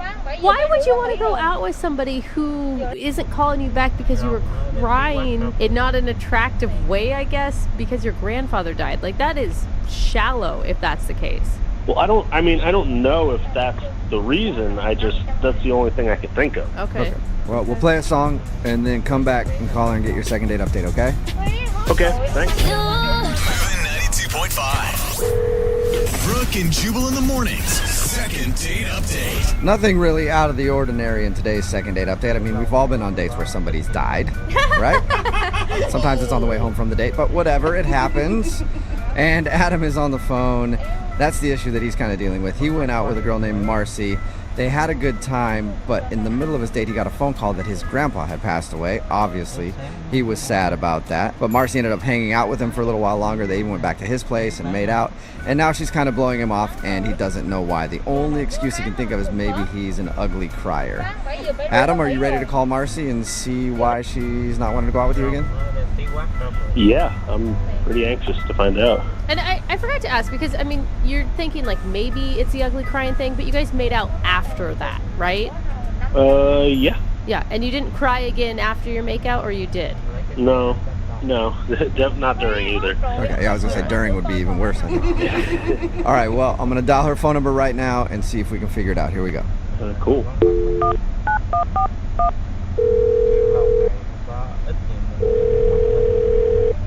Hello? Hi, can I speak to Marcy, please? This is she. Hey, Marcy, how are you? This is Jubal from the radio show Brooke and Jubal in the Morning. Okay. Okay. How did you get my number? I have everybody's number. That's not on speed dial all the time. I got your number because... Is this like a prank call or something? No, it isn't. Okay. One of our listeners actually emailed us and asked if we could get in touch with you. Okay. His name is Adam, and you guys went out on a date the other day. Oh, gosh. And we do a segment on our show that's called the Second Date Update. It's where if you go out on a date with somebody and then end up blowing them off after, they can email us to get you on the phone and ask why. So Adam emailed us, told us a little bit about your date, and also is confused why it seems like you don't want to go out with him again. Oh, my gosh. Are you serious? No, this is all joke. Prank call. No. Yeah, I'm 100% serious. Oh, gosh. I mean, I don't know what to say. I feel bad. He said a lot of nice things about you and about your guys' date. It sounds like you guys really had a connection. I don't know. I just kind of thought the whole night was a little weird. Well, I can understand that. I mean, he told us about the date and how he got a call in the middle of it that his grandpa had died. That would make things weird, I would think. Yeah, and I feel so bad. It did sort of put a damper on everything. Was that the part where things got a little weird, was when he got upset and cried about his grandfather passing? No, it wasn't. I mean, I hate to say it, but I kind of knew pretty early on into the night that I just wasn't really feeling it with him. And I can't really explain it. Like, I don't think it was anything that he actually did or said. Or he said you guys made out. Like, I feel like he obviously did not interpret. I mean, I know I shouldn't have done that. I really shouldn't have done that. But yeah, that was going to be my question. If you weren't feeling him, why make out with the dude? Well, because I was pretty much gearing up in my head how to tell him that, I'm not really feeling it. And I was literally, like, about to do it. And then he gets this call, and he gets a call from his mom, and I'm just sort of sitting there, and I can really see that she's telling him really bad news. He starts crying, find out that his grandfather passed away, and at that moment, I couldn't tell him that I wasn't into him. That would be a tough situation to be in, to be like, I'm going to tell this guy that I don't like him. Oh, now his grandpa just died. What do I do? I was literally about to tell him, because I'm not that type of girl. I really am not that type of girl to try to lead someone on. And I really knew from the get-go I just wasn't feeling it. I was going to tell him. He gets this call, and all of a sudden, then I was just sort of like, oh gosh, like, I have to be nice. Well, yeah, but Marcy, you do understand that being nice and then going back to somebody's place and making out with them are really two different things. I mean, I don't know your definition of nice, but... I know, but, like, I didn't want to make his night any worse than what it was, so I just went with it, and I don't know. What didn't you like about him? I'm telling you, like, I can't really explain it. I just wasn't feeling it. Yeah, I mean, we all go out with people where, for whatever reason, you just don't really like them. They're not even, it's not that they're unattractive necessarily. They're just like, they just... Yeah, I don't know. I think in the very beginning, it was just the conversation felt a little flat, and I didn't feel that part. I didn't feel that. Yeah, I mean, yeah, we get all that, but why make out with him? I can't even believe he told you about that. I mean, it's terrible of me, but it was sort of out of pity. A pity Okay. makeout. So basically, when he leaned in to kiss me, I just didn't stop him. I would, you know, like, it's easy to be judgy about that, but in the same vein, I feel like everyone in this room has made out with somebody that they weren't actually that into before. Oh, I've done it for years in some relationships. For sure. You're so wrong. Oh my god. I don't know, guys. Like, as much as I knew that I really shouldn't be doing this and that it's so out of character for me, and I was not trying to take advantage of him in any way, but at the same time, I just witnessed this guy that I hardly know get told that a very close family member of his passed away. I just didn't have it in me to not please him a little bit. I don't know. Wasn't there any moment, like, there wasn't one moment where you were like, oh, maybe I was wrong. Maybe I could do this. Maybe I could be into him. No. Not at all. Okay. All I was right. looking for hope there, Marcy. Well, Marcy, I do want to let you know that Adam is actually on the other line listening and wants to talk to you. No. Are you serious? Yes. No. Yes, I am. Oh my! What more can you guys do to me? Adam, are you there? Oh gosh. Yeah. Okay. Hey, Marcy. Hey. Oh my gosh. So, I mean, that whole thing, was that a pity? I mean, I just didn't want to hurt your feelings. I don't know. You had already been hurt enough that night, and I just really felt so bad. As hard as it was for you, it was hard for me too, because I was stuck in this like rock and a hard place, you know. I mean, like we got pizza together after, like, that was just out of pity. Like, is a pity pizza? Good name for a restaurant. I mean, man, I don't really know what more I can say. But I mean, did you give me like clear signs that you weren't interested? It seemed like you made out with me because of pity. I mean, pretty much. Yeah, I'm just being honest with you now.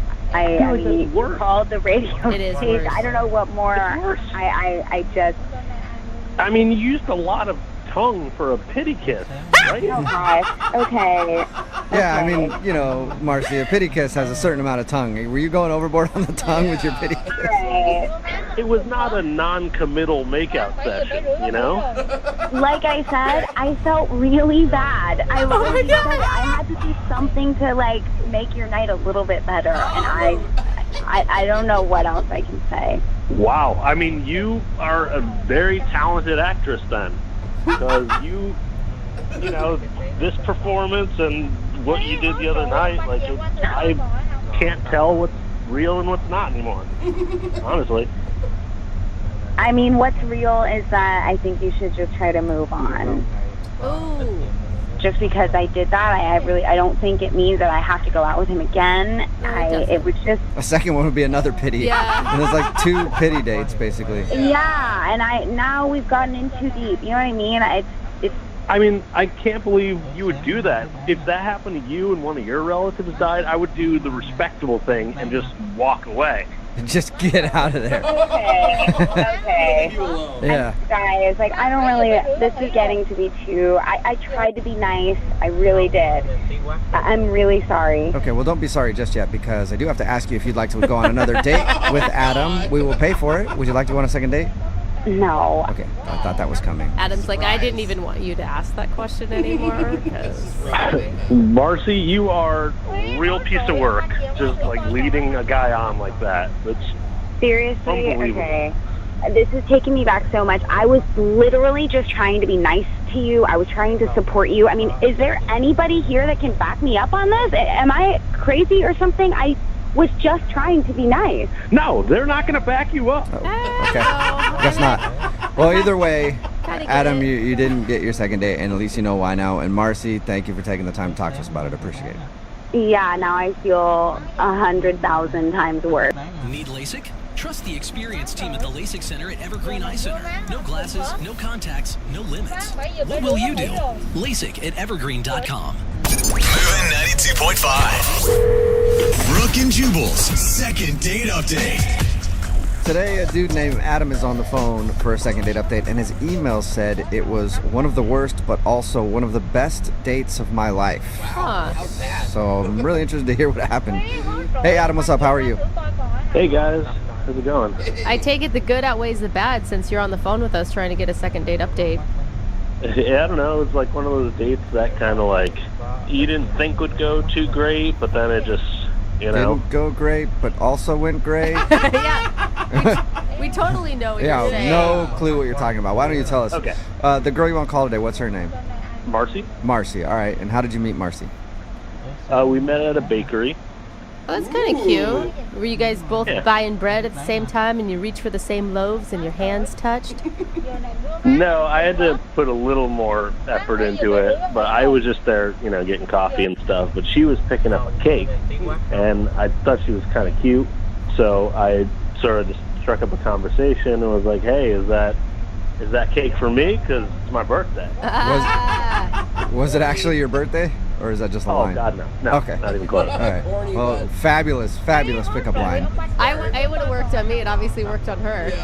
So it was like one of my. 92.5. Brooke and Jubal's second date update. I know I've said this a lot, and I'm probably going to say it again.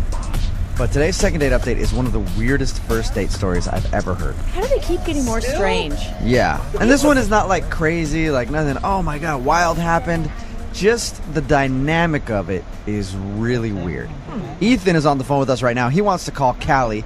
Apparently they met in a language class. Ooh. What's up, Ethan? How are you?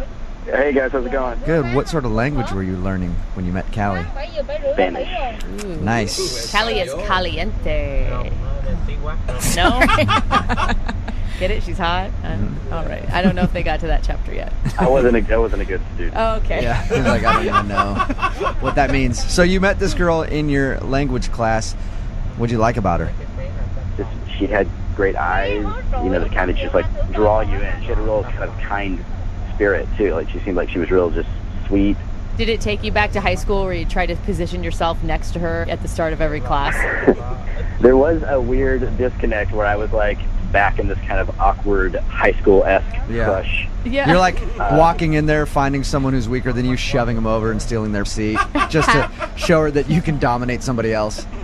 It was nice. I put some weight on since high school, so I was actually able to be a bully. Yeah, you're bullying people, stealing people's lunch money. Did you try to impress her with your language skills in the Spanish class? You know, the play I was kind of making was the sort of lost, boyish type thing. I mean, because I was actually not good at the Spanish. Right. So I was trying to, you know, like cozy up to her for some notes maybe, or tutoring sessions. Something along those lines. Just anything to kind of get to talk to her. When you asked her out, did you ask her out in English or Spanish? I'm hoping it was Spanish. That would have been really smooth. Yeah, she's like, you want me to take my pants off right now, you pervert? No. I meant when you go out with me. So she obviously agreed to go out with you. What happened on your date? We basically agreed to go hang out on the weekend, spend some time together, and then when I get to her house, she comes to the door, looking adorable as she is, and she says, "Hey, I'm playing video games with a friend. You just want to come in here and chill with us for a bit?" And your first thought is like, oh yeah, I'll come hang out with you and your friend. Wait. A couple of girls playing video games. Actually, to be honest, my first initial thought was like, oh, I thought it was just going to be us today, you know, but like, this is fine. And then my head definitely went to where your head just went. Like, I was like, oh, this is going to happen. Yeah. Yes. You're like, this date suddenly got really good right off the bat. I'm guessing video games was not code word for anything. No. Video games was not a code word for like sex or menage. It was more just like, hey, let's have video games with this dude. Yeah, there it is. So there was some guy at her house that she's playing video games with. She invited you in to play video games with him. Right. So even if it is a three-way, it's like the worst kind. Who was he? She just keeps calling him her friend. No first name, just my friend?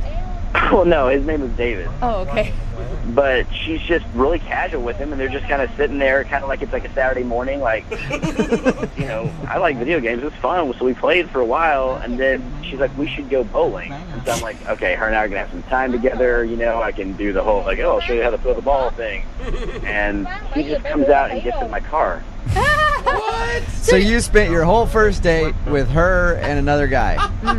Yeah, and I drove us to the bowling alley, and on top of that, I paid for the rentals of the shoes and the pizza. You paid for him too? Wow. Yeah, I paid for both of them. I paid for the entire day. So you How took did they sucker you into that? you took a couple out on a date, is what it sounds like.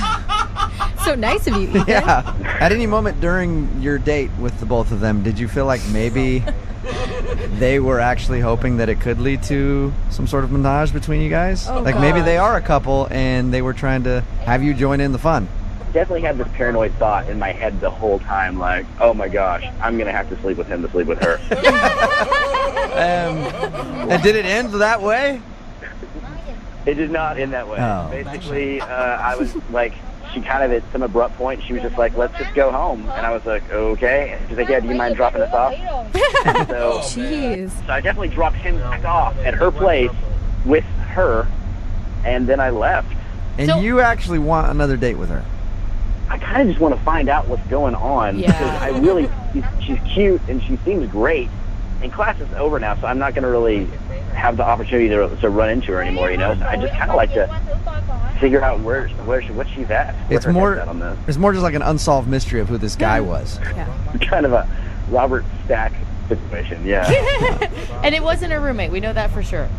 She never really said, and I honestly was a little too bashful to kind of just come right out and be like, hey guys, what's the situation here? Yeah. And maybe in hindsight, I should have been way more upfront. All right. Well, we'll play a song, come back, call her, get your second date update, and maybe find out who this mystery man is that you shared a lovely evening with. All right, we'll play a song, come back, and get your second date update, okay? All right. Hang on. Moving 92.5. Brooke and Jubal in the mornings. Second date update. Just heard about one of the strangest first date experiences ever from Ethan, who's on the phone, about to do a second date update right now. And I've been trying to put myself in his situation. He met up with a girl at her house. When he showed up, there was another guy there. They were playing video games. She invited him in to play video games with them. They played video games for a while, and she finally said, let's go bowling. And he thought, sweet. Now we get to leave and go bowling so I can spend time with this girl by myself. Her friend came along with them. He spent the entire evening hanging out with her and another dude, even paid for everything. So he basically took a couple on a date. Ethan, I was trying to figure out, I was like, if I was in your situation, what would I do? Part of me wants to think that I would be like, this is ridiculous, I'm leaving. But I think I would have done the same thing you did. I'd be so confused by it that I would just stay and ride the whole evening out, trying to figure out what the situation is. I wouldn't know what to do. Yeah, it's like a series of little things that lead you to the next situation, and before too long, you've spent all evening. Yeah, and the whole time you're sitting there like, okay, should I just leave this? But I can't leave because she might like me, and this might be like her buddy, but then it kind of seems like she likes a dude, and oh, by the way, I'm paying for everything. This is kind of bull.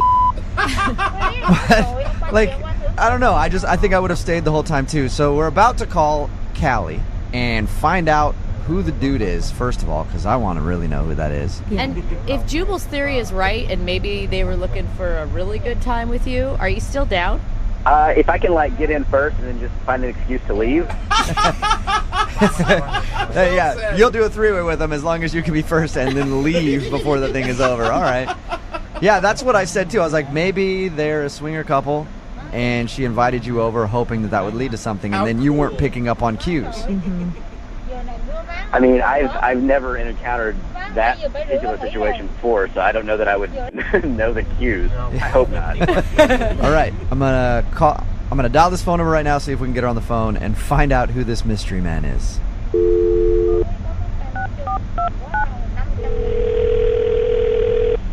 Hello? Hi, may I speak to Callie, please? This is Shane. Callie, how are you? This is Jubal from Brooke and Jubal in the Morning. Who? Jubal from Brooke and Jubal in the Morning radio show. I know the name. You've heard the name before. No, I know your name. I know who you are. Okay, sweet. Well, Why are you calling me? What's going on? I'm calling you because you recently went out with one of our listeners. You went out with a guy named Ethan a little while ago.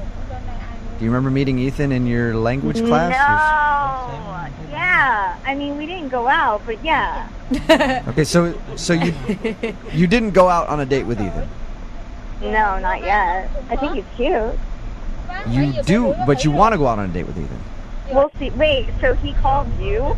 He emailed us, actually, and he told us all about your date. Well, he told us all about hanging out with you. And it was kind of an odd little hangout session because he was thinking it was a date. Obviously, from your response, it wasn't a date. Everybody, though, wants to know who the dude was that was there hanging out. Yeah, it wasn't a date, and that was one of my best friends. It's my friend David. Oh, So there's nothing between you and David?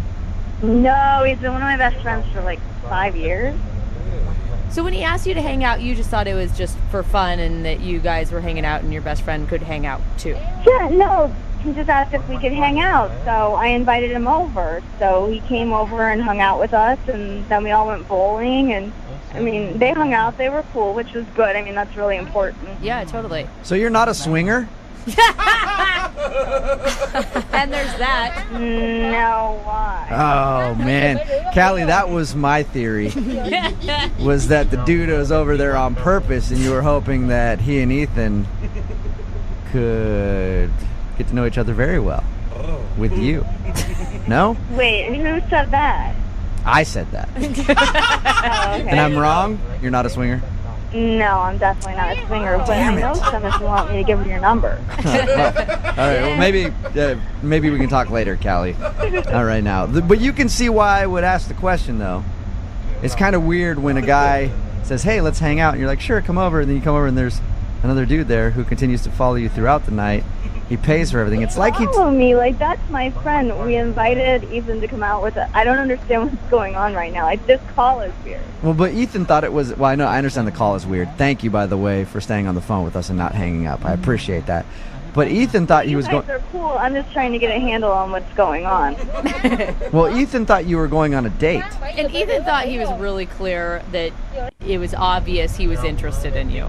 No, I know he's interested in me. It is obvious, but I just met the guy, so obviously I'm just going to get to know him. It's important to be friends first. Like, I'm not just going to go date some random guy. Yeah, you should tell Ethan that. That's what I think.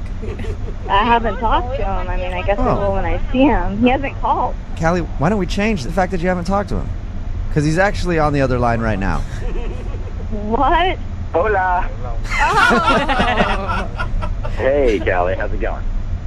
I'm not sure right now. Like, I just was a little like I could not figure out what you were thinking because when I asked you if you wanted to hang out, and I know I should have said date, but I thought your response was like you were interested in me, and I show up and then there's this guy there, David, who's like, I guess he's a nice guy, but I don't know, and mainly the fact that I had to pay for everything is like so. Wait a second. Why annoying does to me. this keep up about you having to pay for stuff? Like, you offered to pay. Did I tell you to pay? No. You were busy bowling and eating nachos and shoes that someone else, rented. It's just. You're being weird. Like, if you wanted to know what I was thinking, why didn't you just ask me? I actually was interested in you, but you totally just ruined it. I know you think that I'm being a weirdo, but if being a weirdo can save me about, $40 to $50 every time I see you, I guess that's good. Wow. You're so cheap. Hey, Callie? I don't even know what to say right now because I was interested in you, and now you're just being immature. Well, I guess since I'm immature, it's okay for me to go ahead and say that you're being a gold-digging b****. Wow, this deteriorated fast, didn't it? I'm so sorry that $40 is a lot of money for you. Like, if it was, you shouldn't have offered to pay. Like, it's in such bad taste to then, like, come back later and talk about something that you paid for. It's pathetic. Callie, I feel like you used Ethan to take you and your friend out for a good time. I don't think It's so. what it sounds like to me. No. If you let him you're pay not for listening. everything. I actually was interested in him Okay. before this call.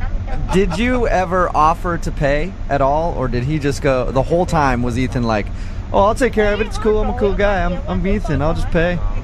I don't know. My grandma taught me right. I don't ever pay for anything when I'm with them. Like that's. All right. Okay, but that's just the way you were raised and how you do things. You don't pay for stuff. No, and I wouldn't expect to pay for anything if we ever went out on a first date, which will now never happen. But I mean, Callie, like David might be your friend, but it's not Ethan's friend, so he shouldn't have to pay. Why is he paying for him? Yeah, I don't know, Ethan. Why did you pay for everything? Because they just sat there with their hands out. All right, at this point, I would like to see if you two crazy kids would go out on a second date or a first date, whatever. Callie, it will comfort you to know that I will pay for it. Will you go out with Ethan again? Hey, I have a lot more friends. You know, if you want to pay for a party, I'm all for it. I can pay for a party with you and your friends. So, is that a no? You're not interested in going out with Ethan again? No, not at all. I'm sorry, I don't mean to joke, but it's really funny now. That's fine. Oh, so you don't want to go out with her, Ethan? No, I can't. I can't afford it. What about her friend Dave? Why is this guy getting screwed out of another date? Ethan, you want to go out with Dave again? No, it's over. Me and David are a thing of the past. This is the saddest second date update I've ever heard. I liked you guys together. Brooke and Jubal in the morning.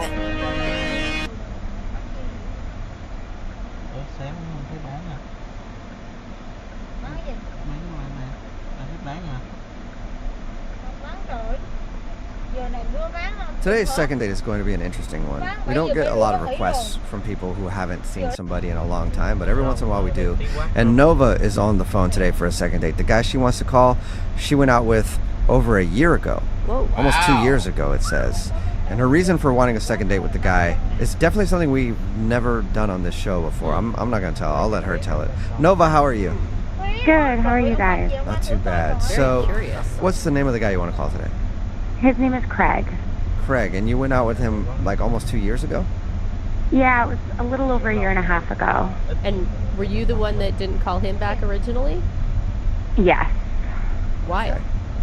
Well, I felt like we had a really good date, and we ended up hooking up, but I was like in this phase in my life where I was kind of dating a lot, and I kind of felt like he really liked me, and I just wasn't ready for that.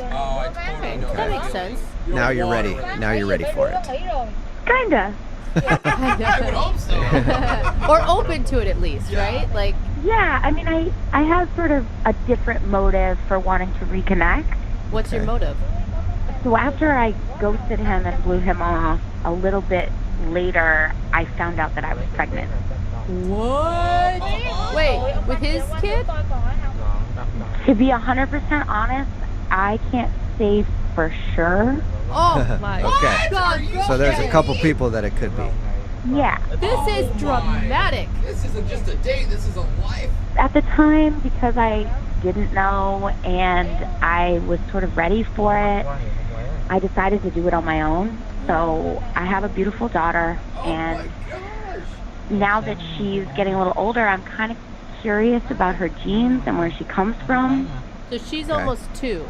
No, wait. A year and a half. No, she's not even a year yet. Okay, I'm sorry. I'm trying to do the math of conception to now. Okay. So now you want to call him and tell him that he might be the father. And ask him for a date. How does that work? Well, this is how I was hoping you guys could help me. So when I do the math, Craig is the most likely father. Okay, and what are the odds here that we're talking? Like 80-20? It's like 30-40, but he's the 40. Okay. So you're the most positive about him. A little bit better than 1 in 3 chance that it could be him. I don't want to freak him out and tell him, like, you might be a father. So I was hoping you guys could just set me up on a second date with him. And then if it goes well, I could, like end up at his apartment and steal like a strand of hair or a toothbrush. And then figure out if he's the father and then tell him. Okay, so you want to try to steal some of his DNA. Not the DNA that got you pregnant, some other DNA. That's a terrible thing to spring on somebody unless you're sure, and I don't know any other way to find out. Okay, so you want us to get you a second date with him so that you can end up back at his place and steal something of his, so you can take it to the doctor and see if he's the father of your kid. Well, maybe I could, cheek swab him while he's sleeping and bring it in. I just don't want to bother him with it unless it's him. I can't decide if this is like, it feels wrong, but I don't know if it's wrong. Like, if you're a guy, would you rather just know the upfront truth? Like, hey, there's a 1 in 3 chance you may be the dad. Do you want to get tested? Or do you want someone going behind your back and trying to I don't know. go detective on you? Just to somebody asking me, hey, or saying, I think you may be the father, do you want to get a test? I would flip out. Would you say yes or no? Oh, I'd say yes to the test for sure, but you'd instantly assume and you'd instantly be like upset. I see what she means in that sense. So here's the thing, though, Nova. If we get you a date with him, would you actually ever think about dating him? Yeah, we really connected. I just wasn't in a place. And then, God, like, what do you call him up and say, I'm pregnant, it might be yours? I was in a weird situation. Yeah. Well, now it's even worse. I've already had the baby and it might be yours. But what do you, I mean, are you going to tell him that you have a kid at all on your second date? No, I'll probably just save that, if I can help it, until after I find out if he's the father. Okay. All right, so the goal here is get you a second date so that you can steal his DNA. That sounds so bad, but it's for the good. Yeah. You say it like that. Okay, well, we'll do that. We'll play a song and then come back and call him and get your second date, okay? Okay, awesome. Thank you. All right, hang on. There's a lot riding on today's second date. It's Brooke and Jubal in the morning. If you're just joining us, Nova is on the phone and she wants to call a dude named Craig. They actually went out about 2 years ago. And hey, Nova, did you guys hook up that night? Yes. Okay, yeah, I was wondering because Nova had a baby not that long ago, and she thinks that Craig might be the father. So yeah, okay. My detective skills tell me that you guys hooked up that night. Yeah, normally one step leads to this last step. And Nova wants to ask him out on another date, not necessarily because she really, really wants to see him again, but she wants to see if she can go out on a date with him and get back to his place so that she can take a toothbrush or something and get it DNA tested because she thinks he might be the father of her new baby. There's a couple other options, but Craig is 40% probably the father. My question to you, though, is you don't want us to say anything about you trying to steal his DNA to get a paternity test, right? Oh, obviously. No, I don't want to freak him out for no reason. Like, imagine somebody telling you that. Like, I'll never get on a date with him. Yeah. I want to make sure he is the father before I lay that on him. So I just want you guys to set up just a nice second date. Okay. You have good intentions, I know, but the only question that I have is, have you actually already contacted him and he's just not getting back to you? Or is this the first time we'd be reaching out to him in over almost 2 years? No, I haven't reached out to him because I don't know how to explain why I haven't been in touch in so long. Okay. Okay. So you haven't even tried to go out. Okay. No. All right, well, I'm going to dial his phone number right now, and then, I don't know, I guess I'll just say, hey, life got in the way, you know, she's busy, because you're the one that stopped talking to him. He didn't even stop talking to you. And life did get in the way, life. Yeah. I mean, that kept her busy for a while. That's fine. Anything you need to say to get me a date. Okay. Okay. I'm dialing his phone number right now. Here we go.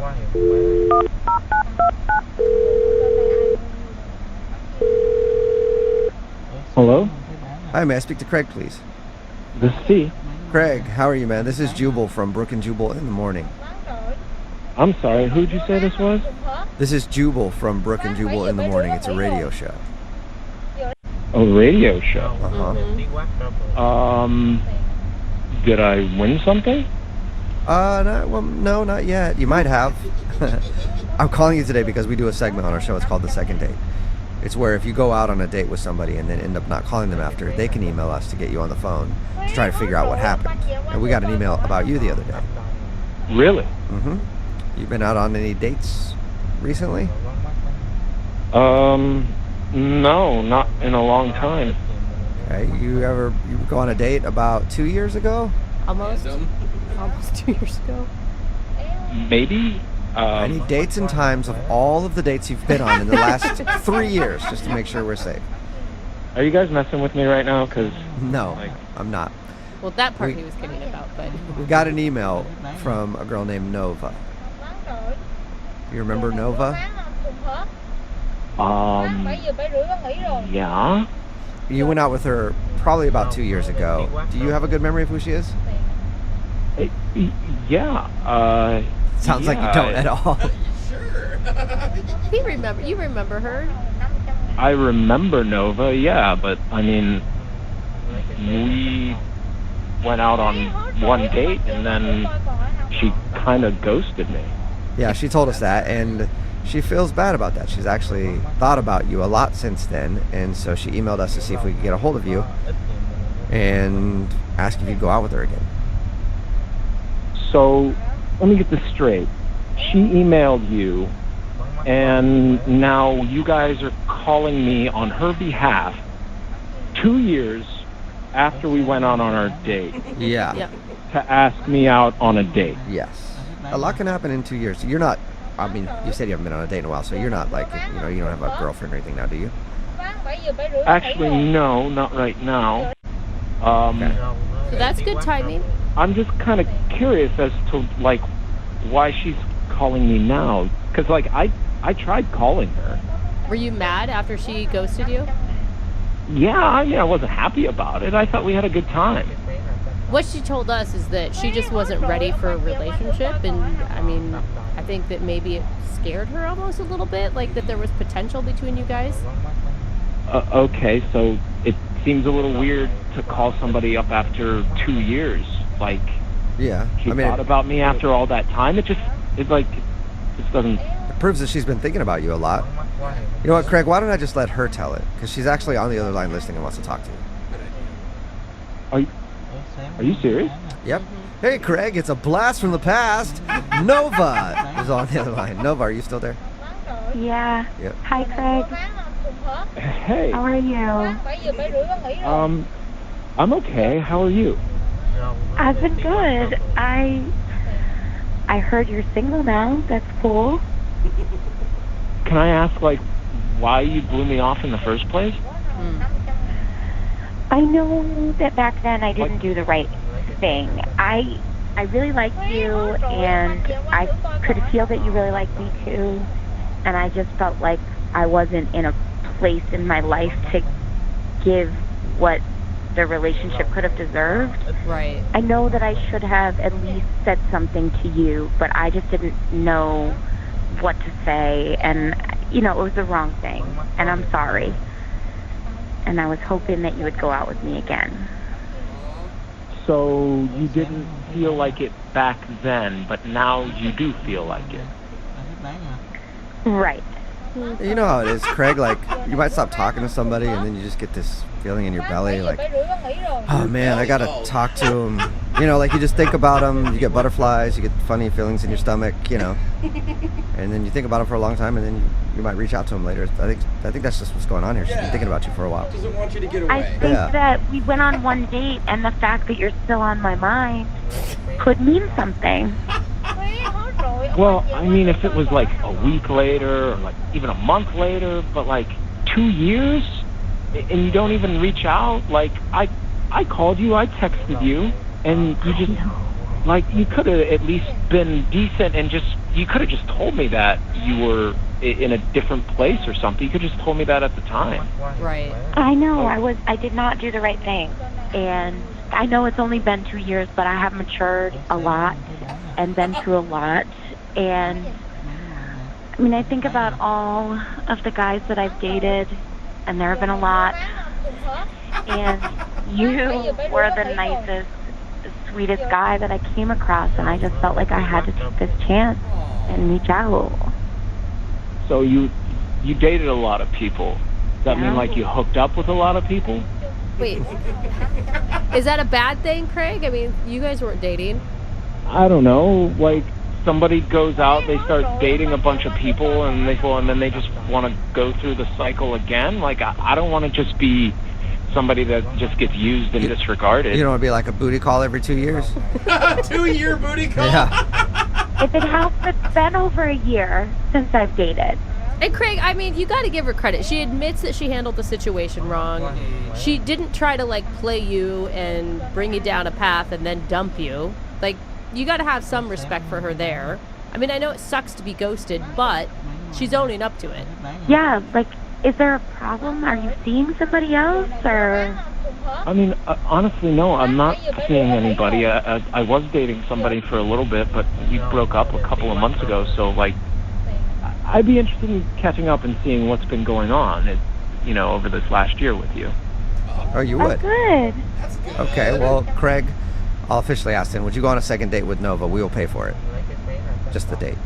Yeah, Yay. I mean, yeah, we did have a connection that night, I felt, so I would be interested in seeing you again and see if it's still there. Who knows? Maybe this one could end up like your last one back at your place. Yeah. Wait, hang on a second. I never told you guys that she ended up coming back to my place. Did she tell you that? Yeah, she told us that. She said that, like you guys hooked up the time you went out. And it was so good, it stuck with her all this time. Yeah, I mean, did your number change or something? Like, you want to text me or call me and we, figure it all out? Yeah, I have your number. I gave it to the radio station. Oh, right, duh. All right, sweet. Well, my God. then, We did it. congratulations, Nova. You got your second date. Craig, I think it'll be cool for you guys to reconnect, Good luck. Oh my gosh, and you guys have to give us an update of how it goes. Please, God, yes. We will. Okay. All right, Craig. Well, thank you for your time, man. I appreciate you talking to us, and good luck on your date. Yeah, have fun. Thanks. All right. See you. Okay, Nova. Oh my gosh. Shut You're up, in there. it's You got your happening. date. Now, you have to promise us that you'll give us an update if you get his DNA and get a paternity test done, okay? I will. All right. This is Seriously, you have. If I see you on Maury Povich before this show, I'm gonna be so mad. I would never.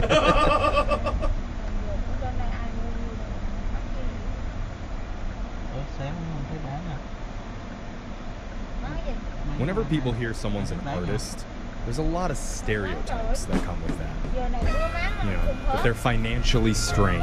Yeah. You can't hold down a real job. Uh-huh.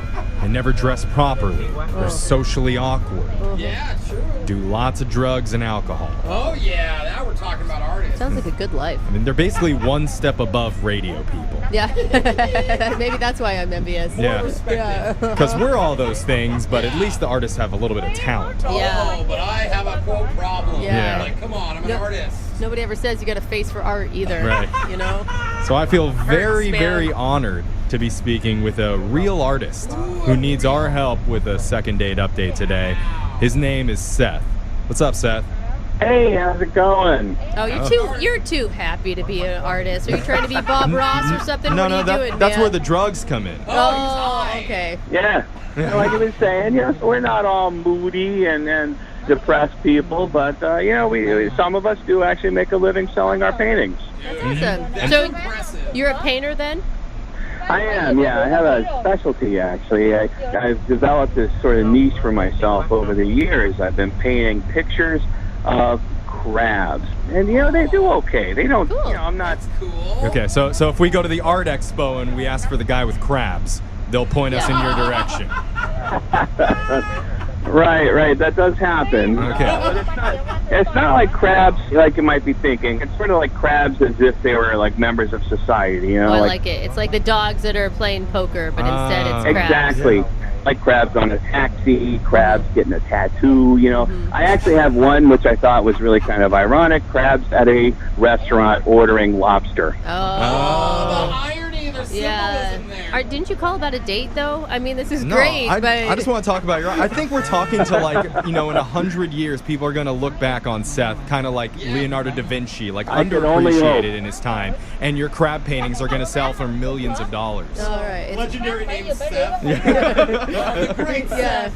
We didn't know how great he was. All right. That's the crab man. Yeah, the crab man. All right. But no, I am calling about a date because I had a recent experience, and maybe you guys can help me out with this. Okay, well, what's the name of the woman that you went out with?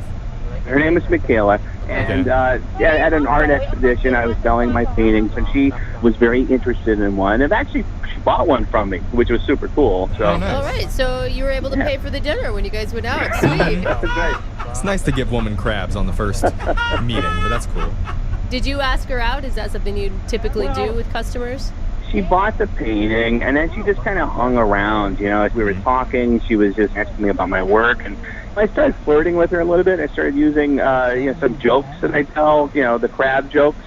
Like, I'll give you an example. What do you call it? A crab has a part-time job. What? A side hustle.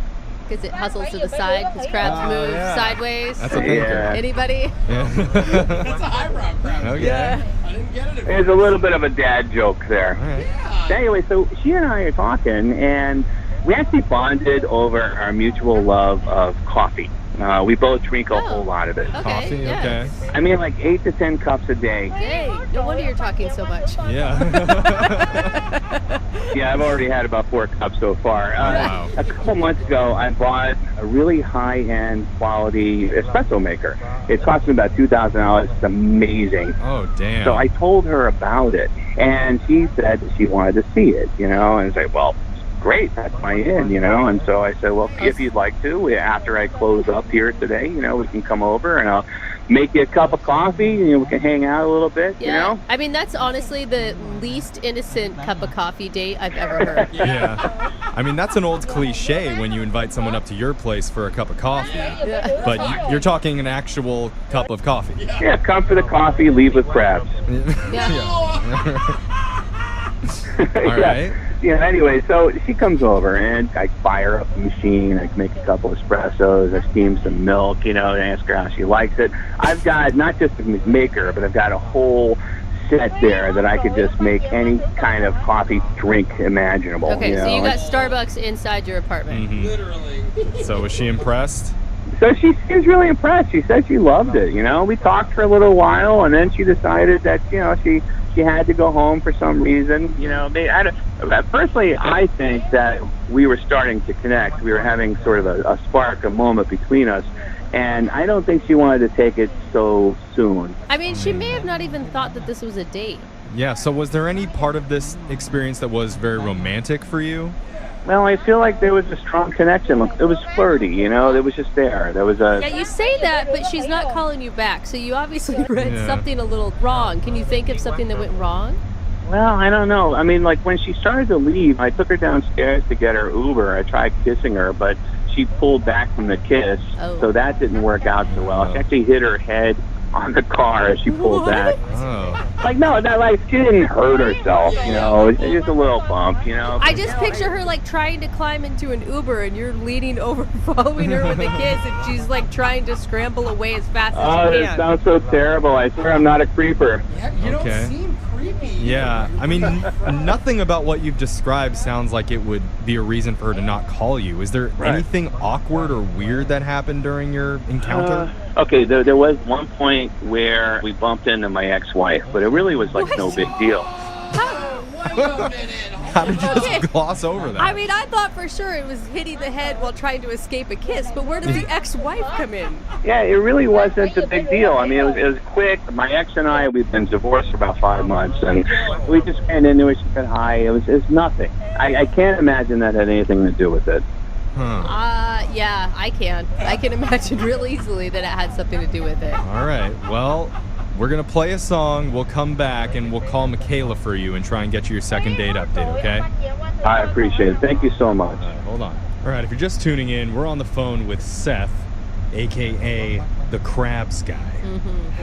Self-proclaimed. Yeah, which it's not a reference to his romantic history.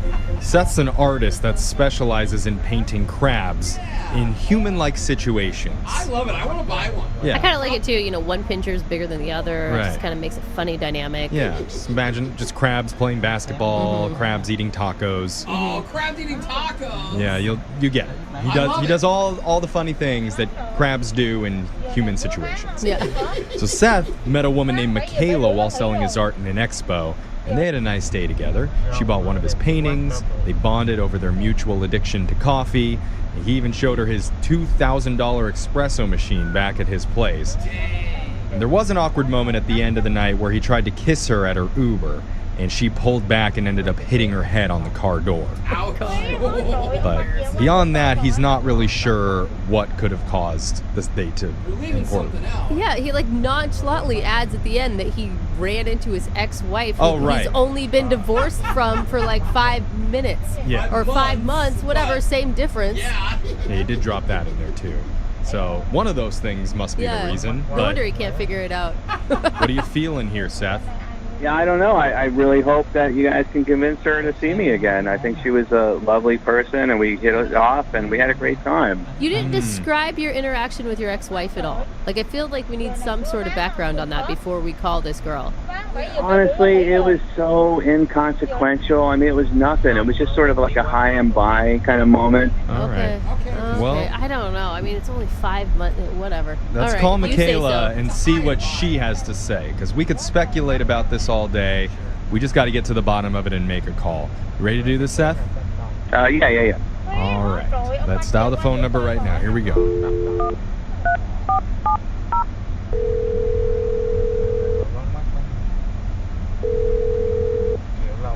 Hello, Hi, can I speak to Michaela, please? this is her. Hi, Michaela. My name's Jeffrey from the radio show Brooke and Jeffrey in the Morning. You have a second to talk with us? What is this about? Well, we do a segment on our show called a second date update. That's where if you go out with someone and afterwards, if they're not calling you back, you can email our show and we'll reach out to that person for you to figure out the reason why. Okay, and what does this have to do with me? So recently we got an email from a guy who's frustrated because he's been trying to get a hold of you and you're not calling him back. His name's Seth. Seth? Seth, yeah. Oh. The artist that you bought the crab painting from? I mean, it did sound like a chill hangout with him. Yeah, no, it was cool. I bought a painting. It was cute. It's crabs bowling. Oh. Yeah, he didn't tell us what painting you buy. It's okay. That sounds awesome. It's cute. I like it. All right. Well, he told us a little bit about you guys hanging out, and he said from his end, it all seemed like you guys had a great time together. And he's not sure why you're avoiding his phone calls. Really? He didn't mention anything? Well, he mentioned a couple he things. did mention a few things that he's worried might have ruined things, but we'd like to hear what happened from your perspective. Okay. Well, I don't know, like, how much he told you. He's a crab painter. I met him at the art show. He had all his crabs on display. It was cute. He's like one of those quirky artist type guys. Yeah. I picture him with curly hair for some reason. Anybody else? I'm not sure. Does he have curly hair? You know what? He does. I knew it. I knew it. It just read. Yeah. So is that's the problem? He has curly hair? No, and- I'm not saying that. Oh, I'm sorry. I'm just saying he's quirky. Like, we did talk to him, and he is kind of a little nutty, for sure. Like most artists. But he's nutty, man. I feel like that's not a nice thing to say. Yeah, it's not bad. He just sounds like he drinks a lot of coffee, too. He's fun. He's an art guy, and I'm kind of like that too. I'm like a little weird, a little out there, and So what exactly is the problem, though? Like, what went wrong where you're not interested in seeing him again? Well, if he told you about our date and what happened, I'm sure you can kind of guess what the problem was. I mean, he told us about the attempted kiss at the end of the date where you knocked your head on an Uber trying to get away from him. Yeah, at that point, I kind of was just over it and ready to head home. Okay, so it happened earlier. Yes. So did he tell you about the whole wife thing? Yeah, he said ex-wife, that there was a quick run-in. Yeah, he kind of downplayed it as like a 5-minute or just quick like hi, bye. It was kind of weird, but you guys moved on. Okay, yeah. So here's what really happened. So we head over to his place, and he wants to show me his $2,000 espresso machine. We'll have a cup of coffee, whatever. Cool. So as soon as we get in, we walk over to the kitchen, and there's a woman. There's a woman in his kitchen. Yeah. She's like cooking something or fixing something. I don't know what she was doing, but it was a little weird, and just like, oh, hey, this is Michaela. Hey, how you doing? Okay, and so I'm guessing you were assuming this is as a roommate or something. Or like a friend. So I'm like, who is that? Like, why is there a chick in your kitchen? He goes, oh, that's my ex-wife. Oh, wait. I'm like, what? Wait, What do you mean? I ran into my ex-wife. It happened in the kitchen? So like once she left the room, I was like, who is she? Like, what? What is this weird Three's Company dynamic going on? Like, what is this? So he seems very just like nonchalant about it. Like it's no big deal. She's my ex-wife. We've been divorced for like 5 months now. She's a mail-order bride, and it didn't work out. Oh my God. Hold on a second. Mail-order bride? Were those the words he used? Yes. verbatim. She's a mail order bride. So she's someone who married him to get a green card or a visa to come to the States. I don't know the situation with that. Oh, I don't Hey, know. can I say something? Can I clear something up, please? Oh. Wow. Hey, Michaela, we didn't wait to call him in, but he messed it up. We need to tell you that Seth's been on the other line listening, and he heard everything that you said. Are you serious? Yeah. Michaela. Seth, you're supposed to wait. Michaela, I thought I explained to you, okay? When she came over to this country, and yeah, she was a mail order bride, it just didn't work out. Can you even use that phrase? Like, I don't get it. Like, you got paid to marry her, she paid you. What happened? It's an arrangement. She wanted to come here, and we communicated and emailed back and forth, and we thought we would give it a try. And it just didn't work out romantically. We realized we weren't a match that way. So if you're divorced, doesn't she have to go back? We're trying to figure it out. I feel bad because I brought her over here. So what I've been doing is I've actually communicated with the company that arranged us, and we're trying to find her a different mail order husband somewhere in the area. She's not like a rescue dog, okay? You don't just like pair her with a new house. Is this like those ads like singles in your area want to marry? And I'm pretty sure this is highly illegal. I didn't know you guys were gonna call him. I thought we were just talking about what happened. Yeah. I love your crab. You're a nice guy, but Michaela, look, is there anything that I could do? I would really like to see you again. I thought that we really connected. Next time we get together, I can actually make sure that she's not there. I'll give her a text ahead of time. That's convenient. Thank you. Listen, maybe you should just focus on rehoming your mail order bride. Oh my god, this is terrible. I think there are different possibilities and different ways that relationships pan out, and I thought that you and I really connected, and I'm so glad you appreciate my art, and I really want to share things with you, and it would be really nice if we could see each other again, See, look, he's honest. But he still lives with his ex-wife. We realize we're just not compatible that way, We will sleep together, but there's no emotions there. Seth, why are you dropping that? I was like on board with you. Why are you doing that? It's Why would you emotionless, say though, that? Brooke. Because I just want you to understand that she's really no big deal. Yeah, how would she feel if she heard you say that? She doesn't speak English. She couldn't understand. You guys, I don't know what to tell you, Michaela. I was almost on board. What do you think? We'll offer to send you and Seth out on another date. We'll pay for it. Yeah, it's gonna be a no. I mean, Yeah, it's gonna be a no? Yeah. There's a yeah and a no in there. Let's not close the book on this chapter. Come on, I know we can have some connection. Listen, how about next time you're having a show, you can text me, and I'll pop in and check out your crab. All right? Okay. No All right. yes to the crab. Okay, yeah. Is that successful? I guess it's as good as it gets. If that's all I can get, I'll gladly see you again at my next art show. Okay. And I hope you love your crab bowling. I've never been happier about a man giving me crabs before. Yeah. It's crabtivating, if anything. Brooke and Jeffrey in the morning. Weekdays 6 till 10. 104.9 Virgin Radio.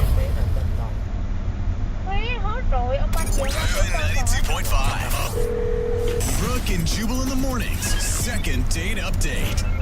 We've done a lot of awkward second date updates on this show, but I don't know if anything will top today's because the dude that sent us an email said that he was set up to go on a date with his sister. What? What? No. Yeah. I think this is more than awkward. I think it's illegal. I'm pretty sure. What's up, Rondell? How are you? It wasn't with my sister. It was by my sister. Oh. Okay. That really changes things. That one word makes a big difference. I think I need to read the emails a little more closely then. Sorry about that. All right, so you were set up by your sister. That makes me feel a lot better about this whole phone call now. And is it with one of your sister's friends? Yeah, well, sort of. They met at night school. My sister, goes to college there, and they just, I guess, became friends, and they thought I'd hit it off. She likes puzzles, and I like puzzles, and Okay, That's so really cute. your sister Yeah. met another woman who is into puzzles, and she was like, "You should date my brother because you're obviously a big puzzle guy." well, yeah, puzzles are awesome. I mean, everybody should like puzzles. Yeah, and Yeah, there's only like like two a- of you under the age of 50 that are super into puzzles, so you guys are kind of meant to be. I don't know about that. A lot of people are getting back into puzzles. It's kind of a cool thing to do now. Okay. So it's like the coloring book thing. I'm a bit ahead of the curve. All right. All right, Rondal. Can I call you Ron, by the way?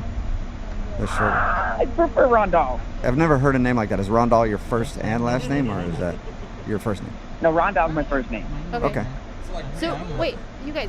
No, I guess we should talk about the date. On Yeah. his name. I want to know Tell us- about his date. tell his us name's about- Rondal. He didn't choose it. His Yeah. parents did. Tell us about the girl you were set up to go out with. What's her name? Her name's Jamie. Jamie. All right. So how did your date go with her? We went to a restaurant. I was kind of nervous. I bought a new cashmere sweater. Ooh, fancy, Rondal. Yeah, it was hard to choose which one, but I did. So I'm excited. I'm get to the restaurant and she's there, and she's just my type. She's beautiful, but not like too beautiful. She's Don't tell me that you told her that. No woman wants to hear you're beautiful, but not too beautiful. That'd be intimidating. Yeah. Yeah, I mean, we're both 5. So Both 5s, okay. All right. So you consider yourself a 5, and she's a 5. So you guys work perfectly as far as looks go. yeah, exactly. And if you do the math, together we're a 10. Okay. Okay. Oh, nice. A perfect 10. What was your opening line? But you like puzzles? Oh. No. Well, I mean, I guess if she's a puzzle enthusiast like you are, it's probably a good opening line. So you like puzzles.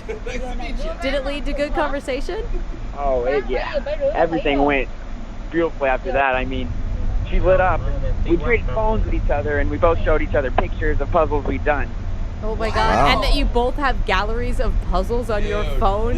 Yeah, this person is meant for you, man. So how did the date end? There was a small issue with the bill, but everything worked out after that, and we got it all sorted out. What happened with the bill? Well, just at first, my card had declined, but it wasn't that big of a deal because she ended up paying for it, and I just paid her back, so it Okay. was all good.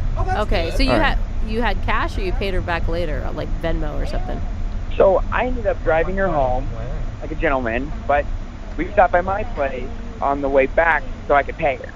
Okay. Okay, And- so you had money at your house. You didn't think to invite her in at that point? Like, hey, it might take me a while to find this money. It's in my bed. It's underneath my bed. Yeah. Oh, gosh. No, gosh, no. Yeah, I don't think thank that ever you. crossed your mind. All right, so you paid her back, and did you just drive her back to her house, and that was it? Did you end the night with a kiss or anything?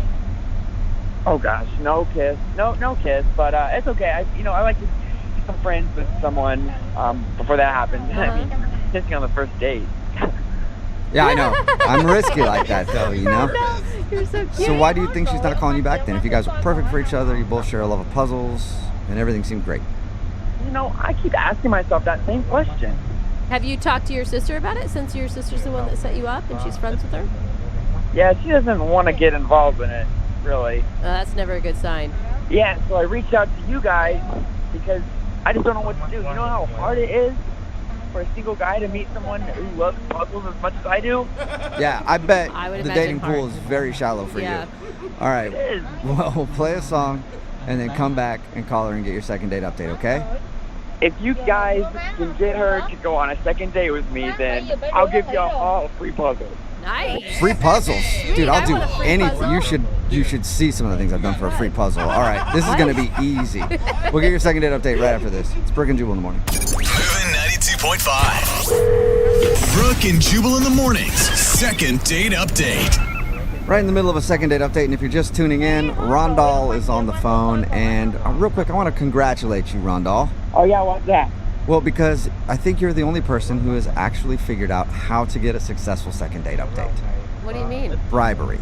Oh, At yeah, the end yeah, of I this, forgot about that. at the end of the first segment, Yeah. Rondal said if we get him a second date, he would give us all puzzles. If more people would do that, I would definitely try harder. Lots of free stuff. Like if you offer me money, I will literally go physically kidnap that person, bring him to the studio, and take you guys on a second date myself. I So, think that just makes you a pimp at that point, though. which I've always wanted to be. So, Oh gosh. Rondal, let me recap real quick so that people know what's going on. Rondal got set up on a date by his sister with a girl named Jamie. They went out for dinner. They talked about puzzles. They had a good time. He says there's one awkward moment when his credit card was declined, but he did pay her back. So now he's not sure why she isn't calling him back. And we're about to get her on the phone and see if we can figure it out. All right, Rondal, any last words before we call her? I'm ready. I'm excited. I'm actually working on y'all's puzzles right now, so got a lot of stuff to do. Okay, well, puzzle man, I actually hope that you find your missing piece here. Oh, you've been waiting to say that. Yeah. Come on, puzzle puns are the best. I make two of us. I got a lot. I got a lot of fun. Yeah, I bet you do. All right, here we go. I'm going to dial her phone number right now.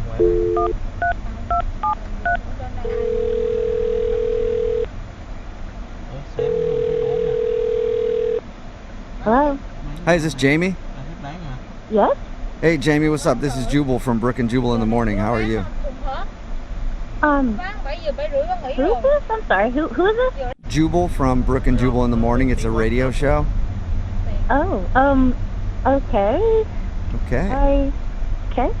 Any idea why a radio show would be calling?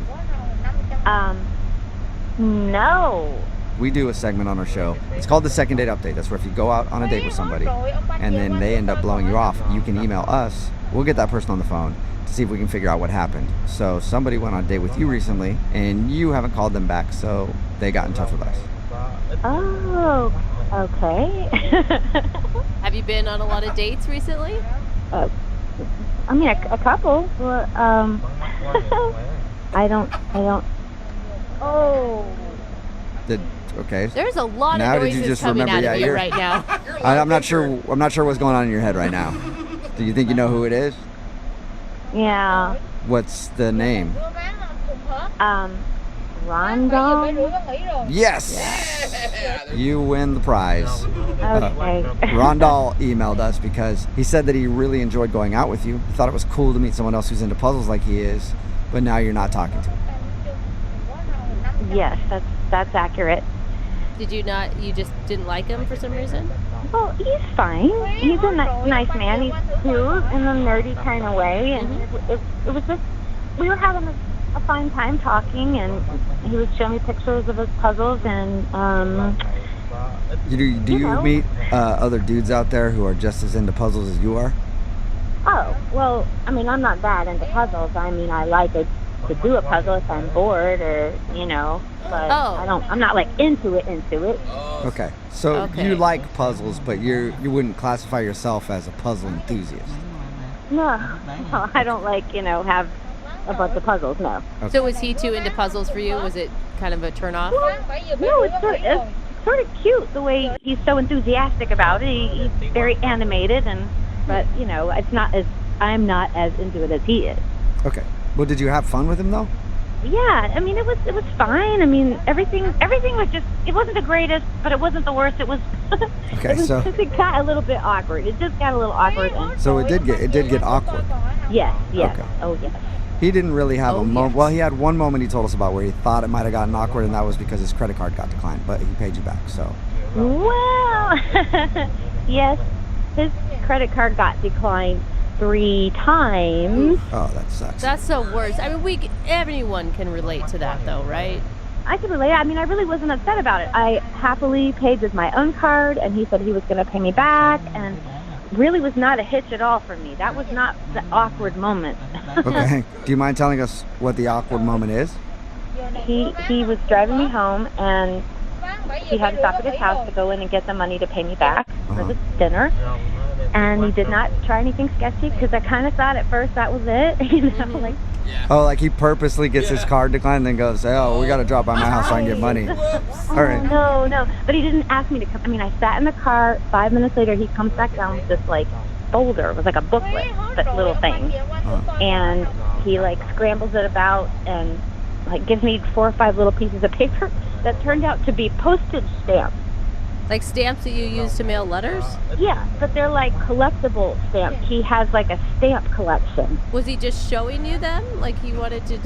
No. He handed them to me and he said, this should cover dinner. So he tried to pay you in stamps? Yeah. Wait a minute. They're but what are you supposed to do with those? You're supposed to show up at a stamp convention and sell them? I don't know. The whole rest of the way home, all he did was talk to me about how expensive these stamps are and where they came from and when and why they are worth so much. But I have no idea what I'm supposed to do with them. So you never got the how you use them for money lecture? I guess you just go to dinner with somebody and then hand them to them to pay them back. I don't know what to do with them. I don't know a lot of restaurants that accept stamps as currency. Oh, where? I know it could probably help you out, though. Rondell probably knows how to get your money for those stamps, don't you think? If he had told me, I would have taken the advice, but I'm certainly not going to call him and find out, you know. Well, how about you just talk to him right now, because he's on the other line listening and wants to talk to you. What? What did you just say? I said he's on the other line listening and wants to talk to you. Yeah, right here. Oh, my God. Hey, Jamie, it's me, Rondell.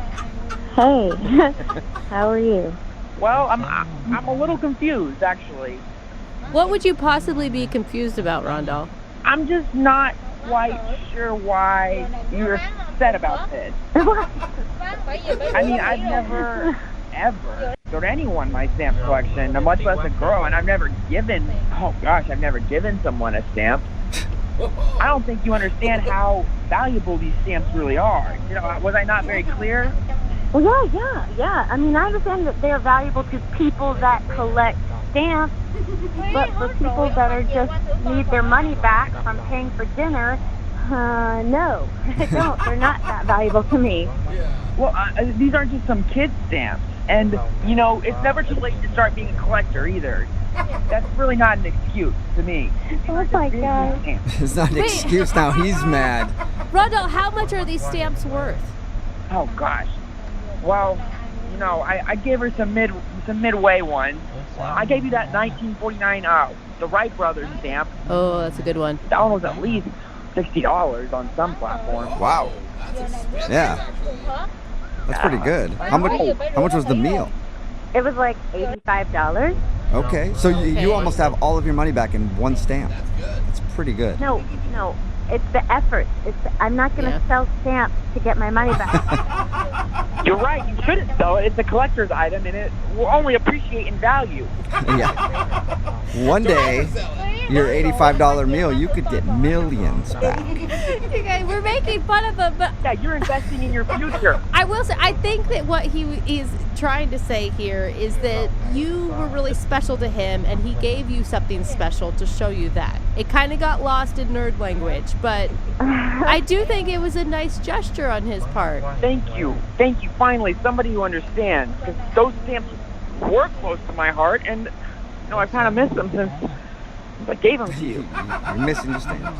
Rondell, I will be happy to send them back. And, I would have appreciated looking at your stamps without the whole monetary exchange thing going on. Without all this is the payback, like money spent, money returned kind of thing. You're right, Jamie. They're not money. They're so much more than money. And my mom always keeps telling me that I need to make the bigger effort. And all this material things in this world. And there's just, it reminds me of when life was easier and when stamps were the funnest thing you could have. The good old days when stamps reigned supreme. Jamie, you don't see it? You don't see his point of view on that?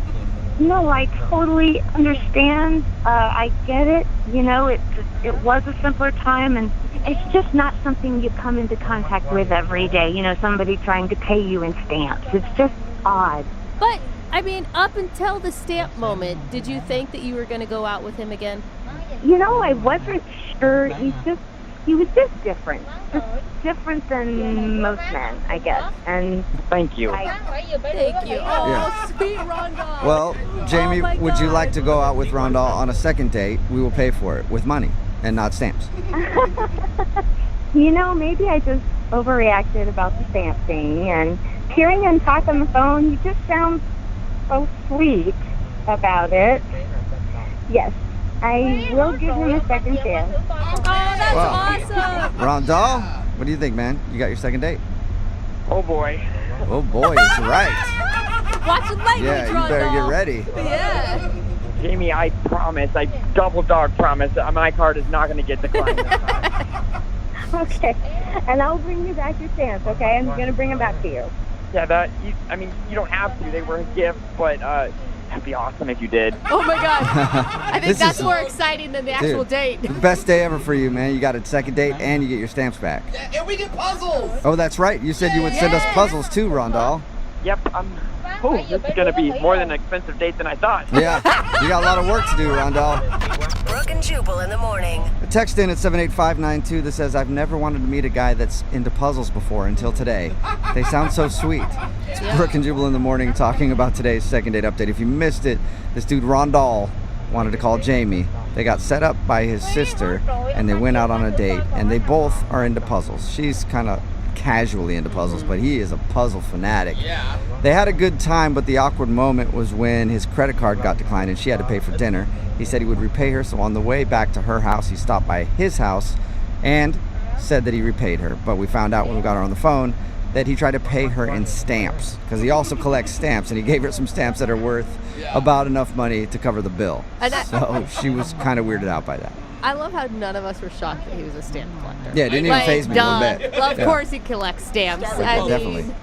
Can't wait to see his Star Wars collection, too. But they did agree to go out again, and this time he's going to try to pay with real money and not stamps. It may work out great, because you always want to be with somebody who has a lot of other interests. Yeah. Right? That's true, and could possibly have millions of dollars in collectibles. There You always it want to be with is. somebody like that, too.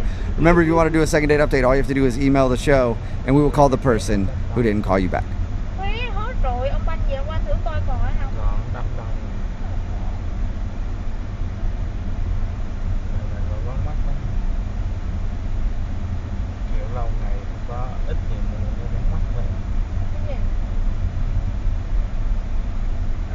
If you're just tuning in, today's second date is the kind of thing that movies are made of.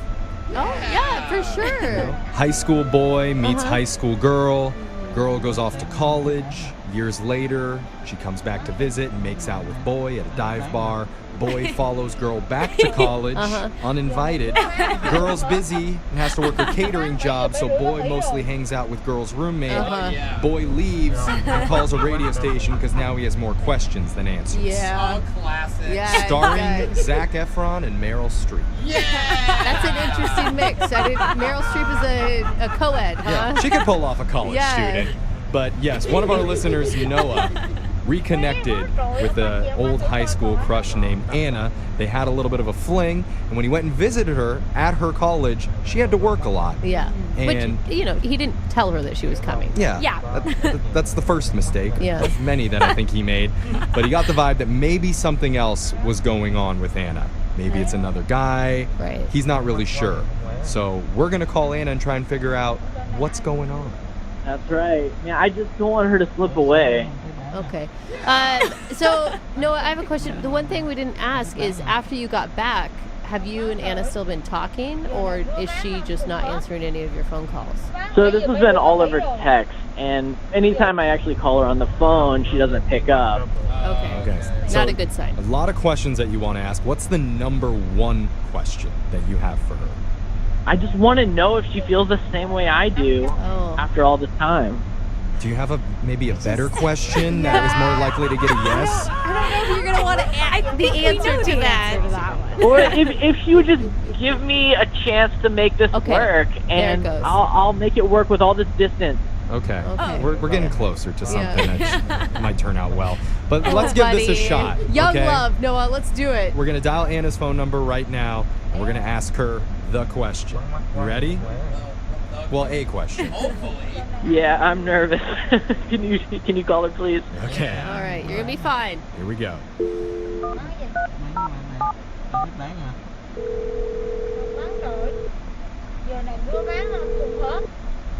Hello. Hi, I'm looking to speak with Anna. This is Anna.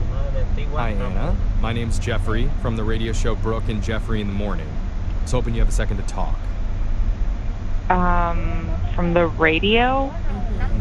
I know it's kind of an antiquated device. It's usually in cars. It's like Spotify in your whip. Yeah. Music comes out of it sometimes, and sometimes people talk. Guys, she's not an idiot. Hi, Anna. You sounded really confused. Yeah, what's going on? Well, we're a radio show called Brooke and Jeffrey in the Morning. We do a segment called a second date. That's where if you go out with someone and afterwards, if they're not calling you back, you can reach out to us and we'll call that person for you to try and figure out the reason why. Okay. So one of our listeners reached out and wanted to ask about you. The guy's name is Noah. Oh my God. Yeah, of course she knows and Noah. I mean, it's not really a first date you guys went on. It was like a whole weekend thing. We talked to Noah. He seems like a really nice guy. Yeah, Noah is nice. Okay. I don't know what you want me to tell you. Well, how about we tell you what we know, and then you can go off of our story. I mean, I don't think it'll matter, but sure. Okay, well, let's give it a shot. What do you say? Okay. Okay? So, Noah said that he knew you from high school. You guys reconnected when you came back to visit at a bar. You had a little bit of a fling at the bar, a little kiss. He went to visit you at your college, but you weren't able to spend a lot of time with him because you had to work. I don't know why he's telling you all this. Why is he reaching out to you all? I never gave him permission to talk to somebody about this situation. That's really weird. I mean, it's pretty generic information. Yeah. If you don't like him, just say that. Hey, I don't like him. I'm not attracted. That's it. Like, we just want to know. No judgment on you. Yeah. I mean, I am engaged. Oh. Yeah, that's why you're so secret. That's not good. Wait, no, why are you engaged? Before I got engaged recently, it was kind of like unsure about what the status was with my fiance and I. We weren't like official at that point. And I guess I was just feeling like if I'm soon to be a married person, like kind of having some doubts, and Noah and I connected and we kissed at the bar. So wait, Noah didn't know that you were engaged?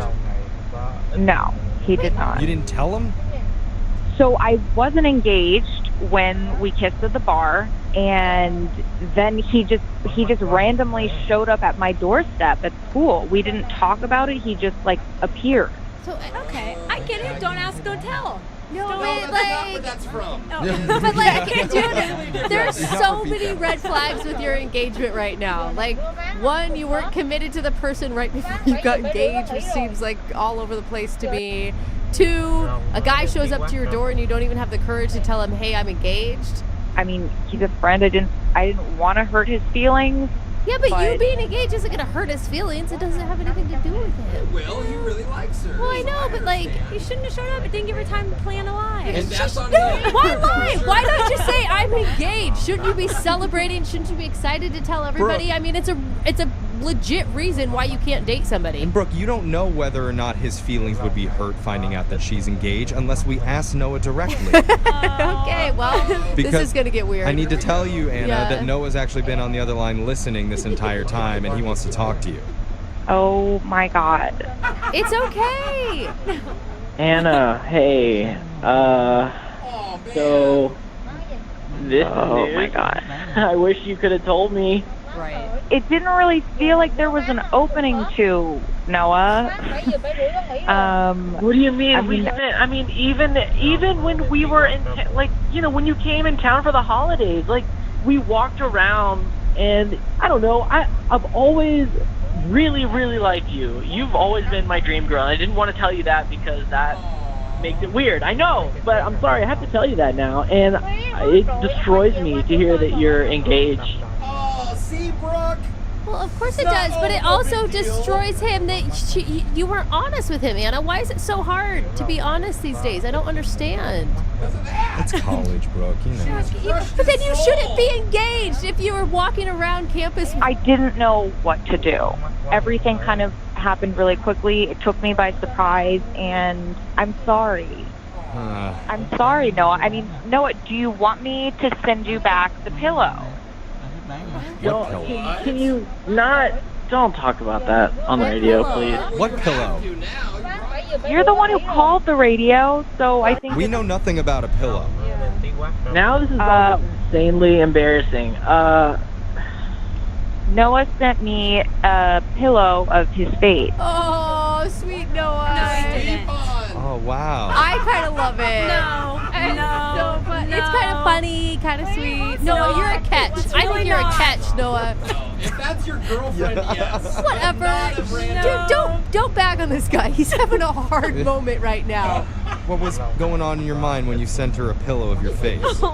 I mean, I can't be there for her physically because of the distance, and so I thought it was something that she could at least remember with me and maybe even cuddle with. Oh, see, if you're dating, that's cute. maybe if she's drunk, she'll kiss it a little bit.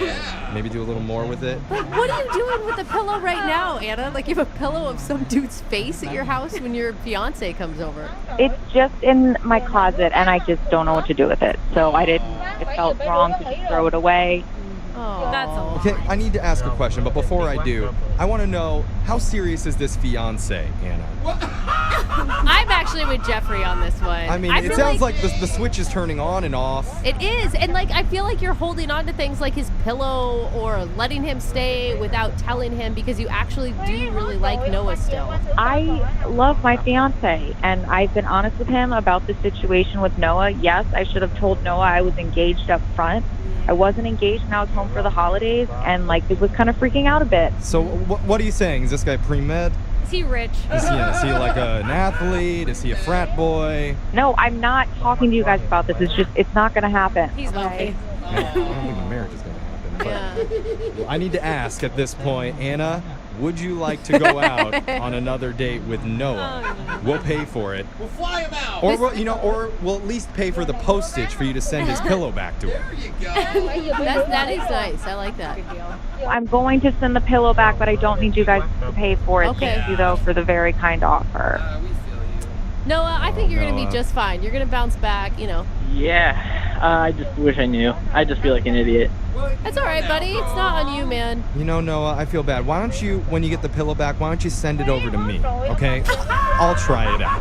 I'll use it the right way. I'll use it the right way. You did not just say that. I'll do what you want me to do with it. No, thank you. We've done so many second dates. I would say each one tends to fall into a certain category. Okay, yeah. Like there's the drunken one-night stands. Oh, for sure. A lot of those. There's the blind date that was set up through friends. Always a disaster. More rare, but we get a lot of those. Sometimes we get a lick date.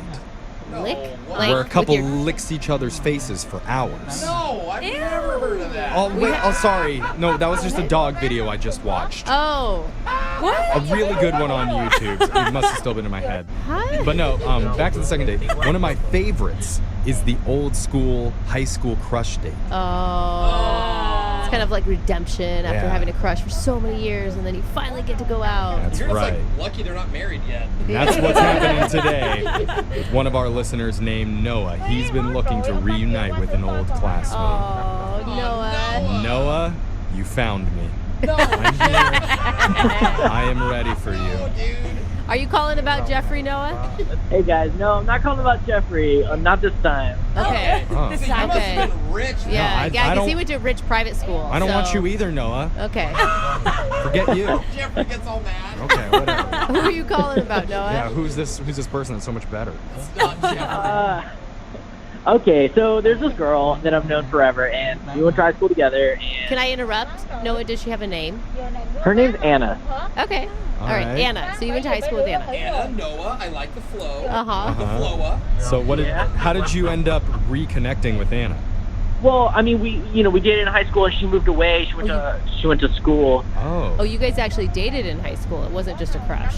I guess what I mean by date was more in my mind. Oh, that's not, Oh, okay. that's not weird at all. Well, it does count. No, It doesn't. Yeah, it I'm does. dating Sofia Vergara right now. Hey, I'm dating her. for us lonely guys in high school, it counts. Okay, in high school. Don't you dare discredit us. In high school, maybe. I feel No you, Noah. way, dude. I was a lonely girl in high school. I was trying to get anybody to make out with me, and it didn't count. Okay? Oh. Didn't count at all. All right, well, so you didn't actually date in high school, but you were able to reconnect years later. How did that happen? So she would come home. Like I said, she's in college, pretty far away. She would come home for the holidays, and while she was home, we would hang out. Oh, yeah. And so one of the places that we actually met up one night was this local bar that a bunch of friends would always hang out at. Okay. Okay. I mean, this all sounds typical. I think we've all lived this story, right? But I is still this do your this when I go. date that you're talking about, or is this just how you reconnected? So this was the moment that we actually spent a lot of time together to reconnect, was that time at the bar. Okay. Right. And so Okay. did you like ask her out on a date, and you went on a date later, or you just made out that night? So there was a lot of flirting and a lot of hanging out, and yeah, I did kiss her. Oh, finally got the kiss after all these years. Oh, wait, was that I the go to hometown bars and make out with guys from high school, though. Yeah. Doesn't But mean that was like anything. 2 years ago. Sometimes. Of course she does. She's like 22. It's kind of That's what fun. you do when you're 22. And she just hit the bar scene. But wait, hold on. Oh, Back wow. to you, Noah. Girls Was were that not the? like that when I went back home. I just think it wasn't for you, honey. It was for everybody else. But Noah, was this the first kiss you guys have ever shared? This was the first kiss, yeah. Oh man. So this was like a big moment for you then. This was a huge moment for me. I mean, it Okay. just rocked my world. But unfortunately, the next morning she had to fly out. Oh no. And there's where the airport scene comes in and every rom-com. No, don't leave. Yes, stay here. Give up on all of your education just for me. So what happened next? She didn't invite me to the airport, which kind of sucked. Okay. Yeah. But about 3 weeks later, I came to visit her. Oh. Whoa. She With an- invited you out? An invitation or just you showed up? It was kind of a little bit of both. She didn't really invite me, but she said the door's kind of always open. Okay. I know what that's like. Or it's like, yeah, we should totally hang out sometime. Yeah. And you take that as, oh, I'm going to book my ticket now. She's like, we're so See, far away. He's I not usually, gonna come. yeah, when I say that, there's like the 1% chance they might come. That Yeah. Yeah. Well, and I mean, that's a big deal, though, because that's like inviting her old high school whatever into her new world. Yeah. Right? I guess the best gauge is how did she react when you showed up? I guess it was a little weird because it was a more surprise, and so she didn't really know how to handle it. But she was still excited to see me for sure, and unfortunately she had to work a lot of the time that I was there. Well, you didn't tell her you were coming, so Right, she can't totally. take time off. That makes sense. Yeah, we spent time together during the day, but then she had to work nights. She works for our catering business. Okay. So I kind of hung out with her roommate while she was working, but I don't know. There are a couple of things that just kind of make me feel like there might be another guy in the picture with her, so Why do you think there's another guy? just the way her roommate was talking, it's just like she was dropping some hints, but like she wouldn't actually talk about it. This isn't really a second date, though. That's this what is I'm like Mystery. you were in a one-sided relationship, and we need to figure out how she feels. Is that what you want? I don't know. I disagree with you. I think that it is more of a second date because when I was there, we walked around and held hands and talked about the past in our lives and kind of like our relationship we've had over the years. Oh, okay. Okay. And all you right. did get that kiss. I mean, you can't put that aside. That's huge. You I don't don't know. just kiss random She wouldn't people. hold hands in public on campus if she had another boyfriend. Unless her Yeah. hands were cold. But I don't know. Let's figure this out, okay? We're going to play a song. We'll come back. We'll call Anna for you. And we'll ask her, do you have a crush on Noah? Circle yes or no or kind of. All right. All right, hold on.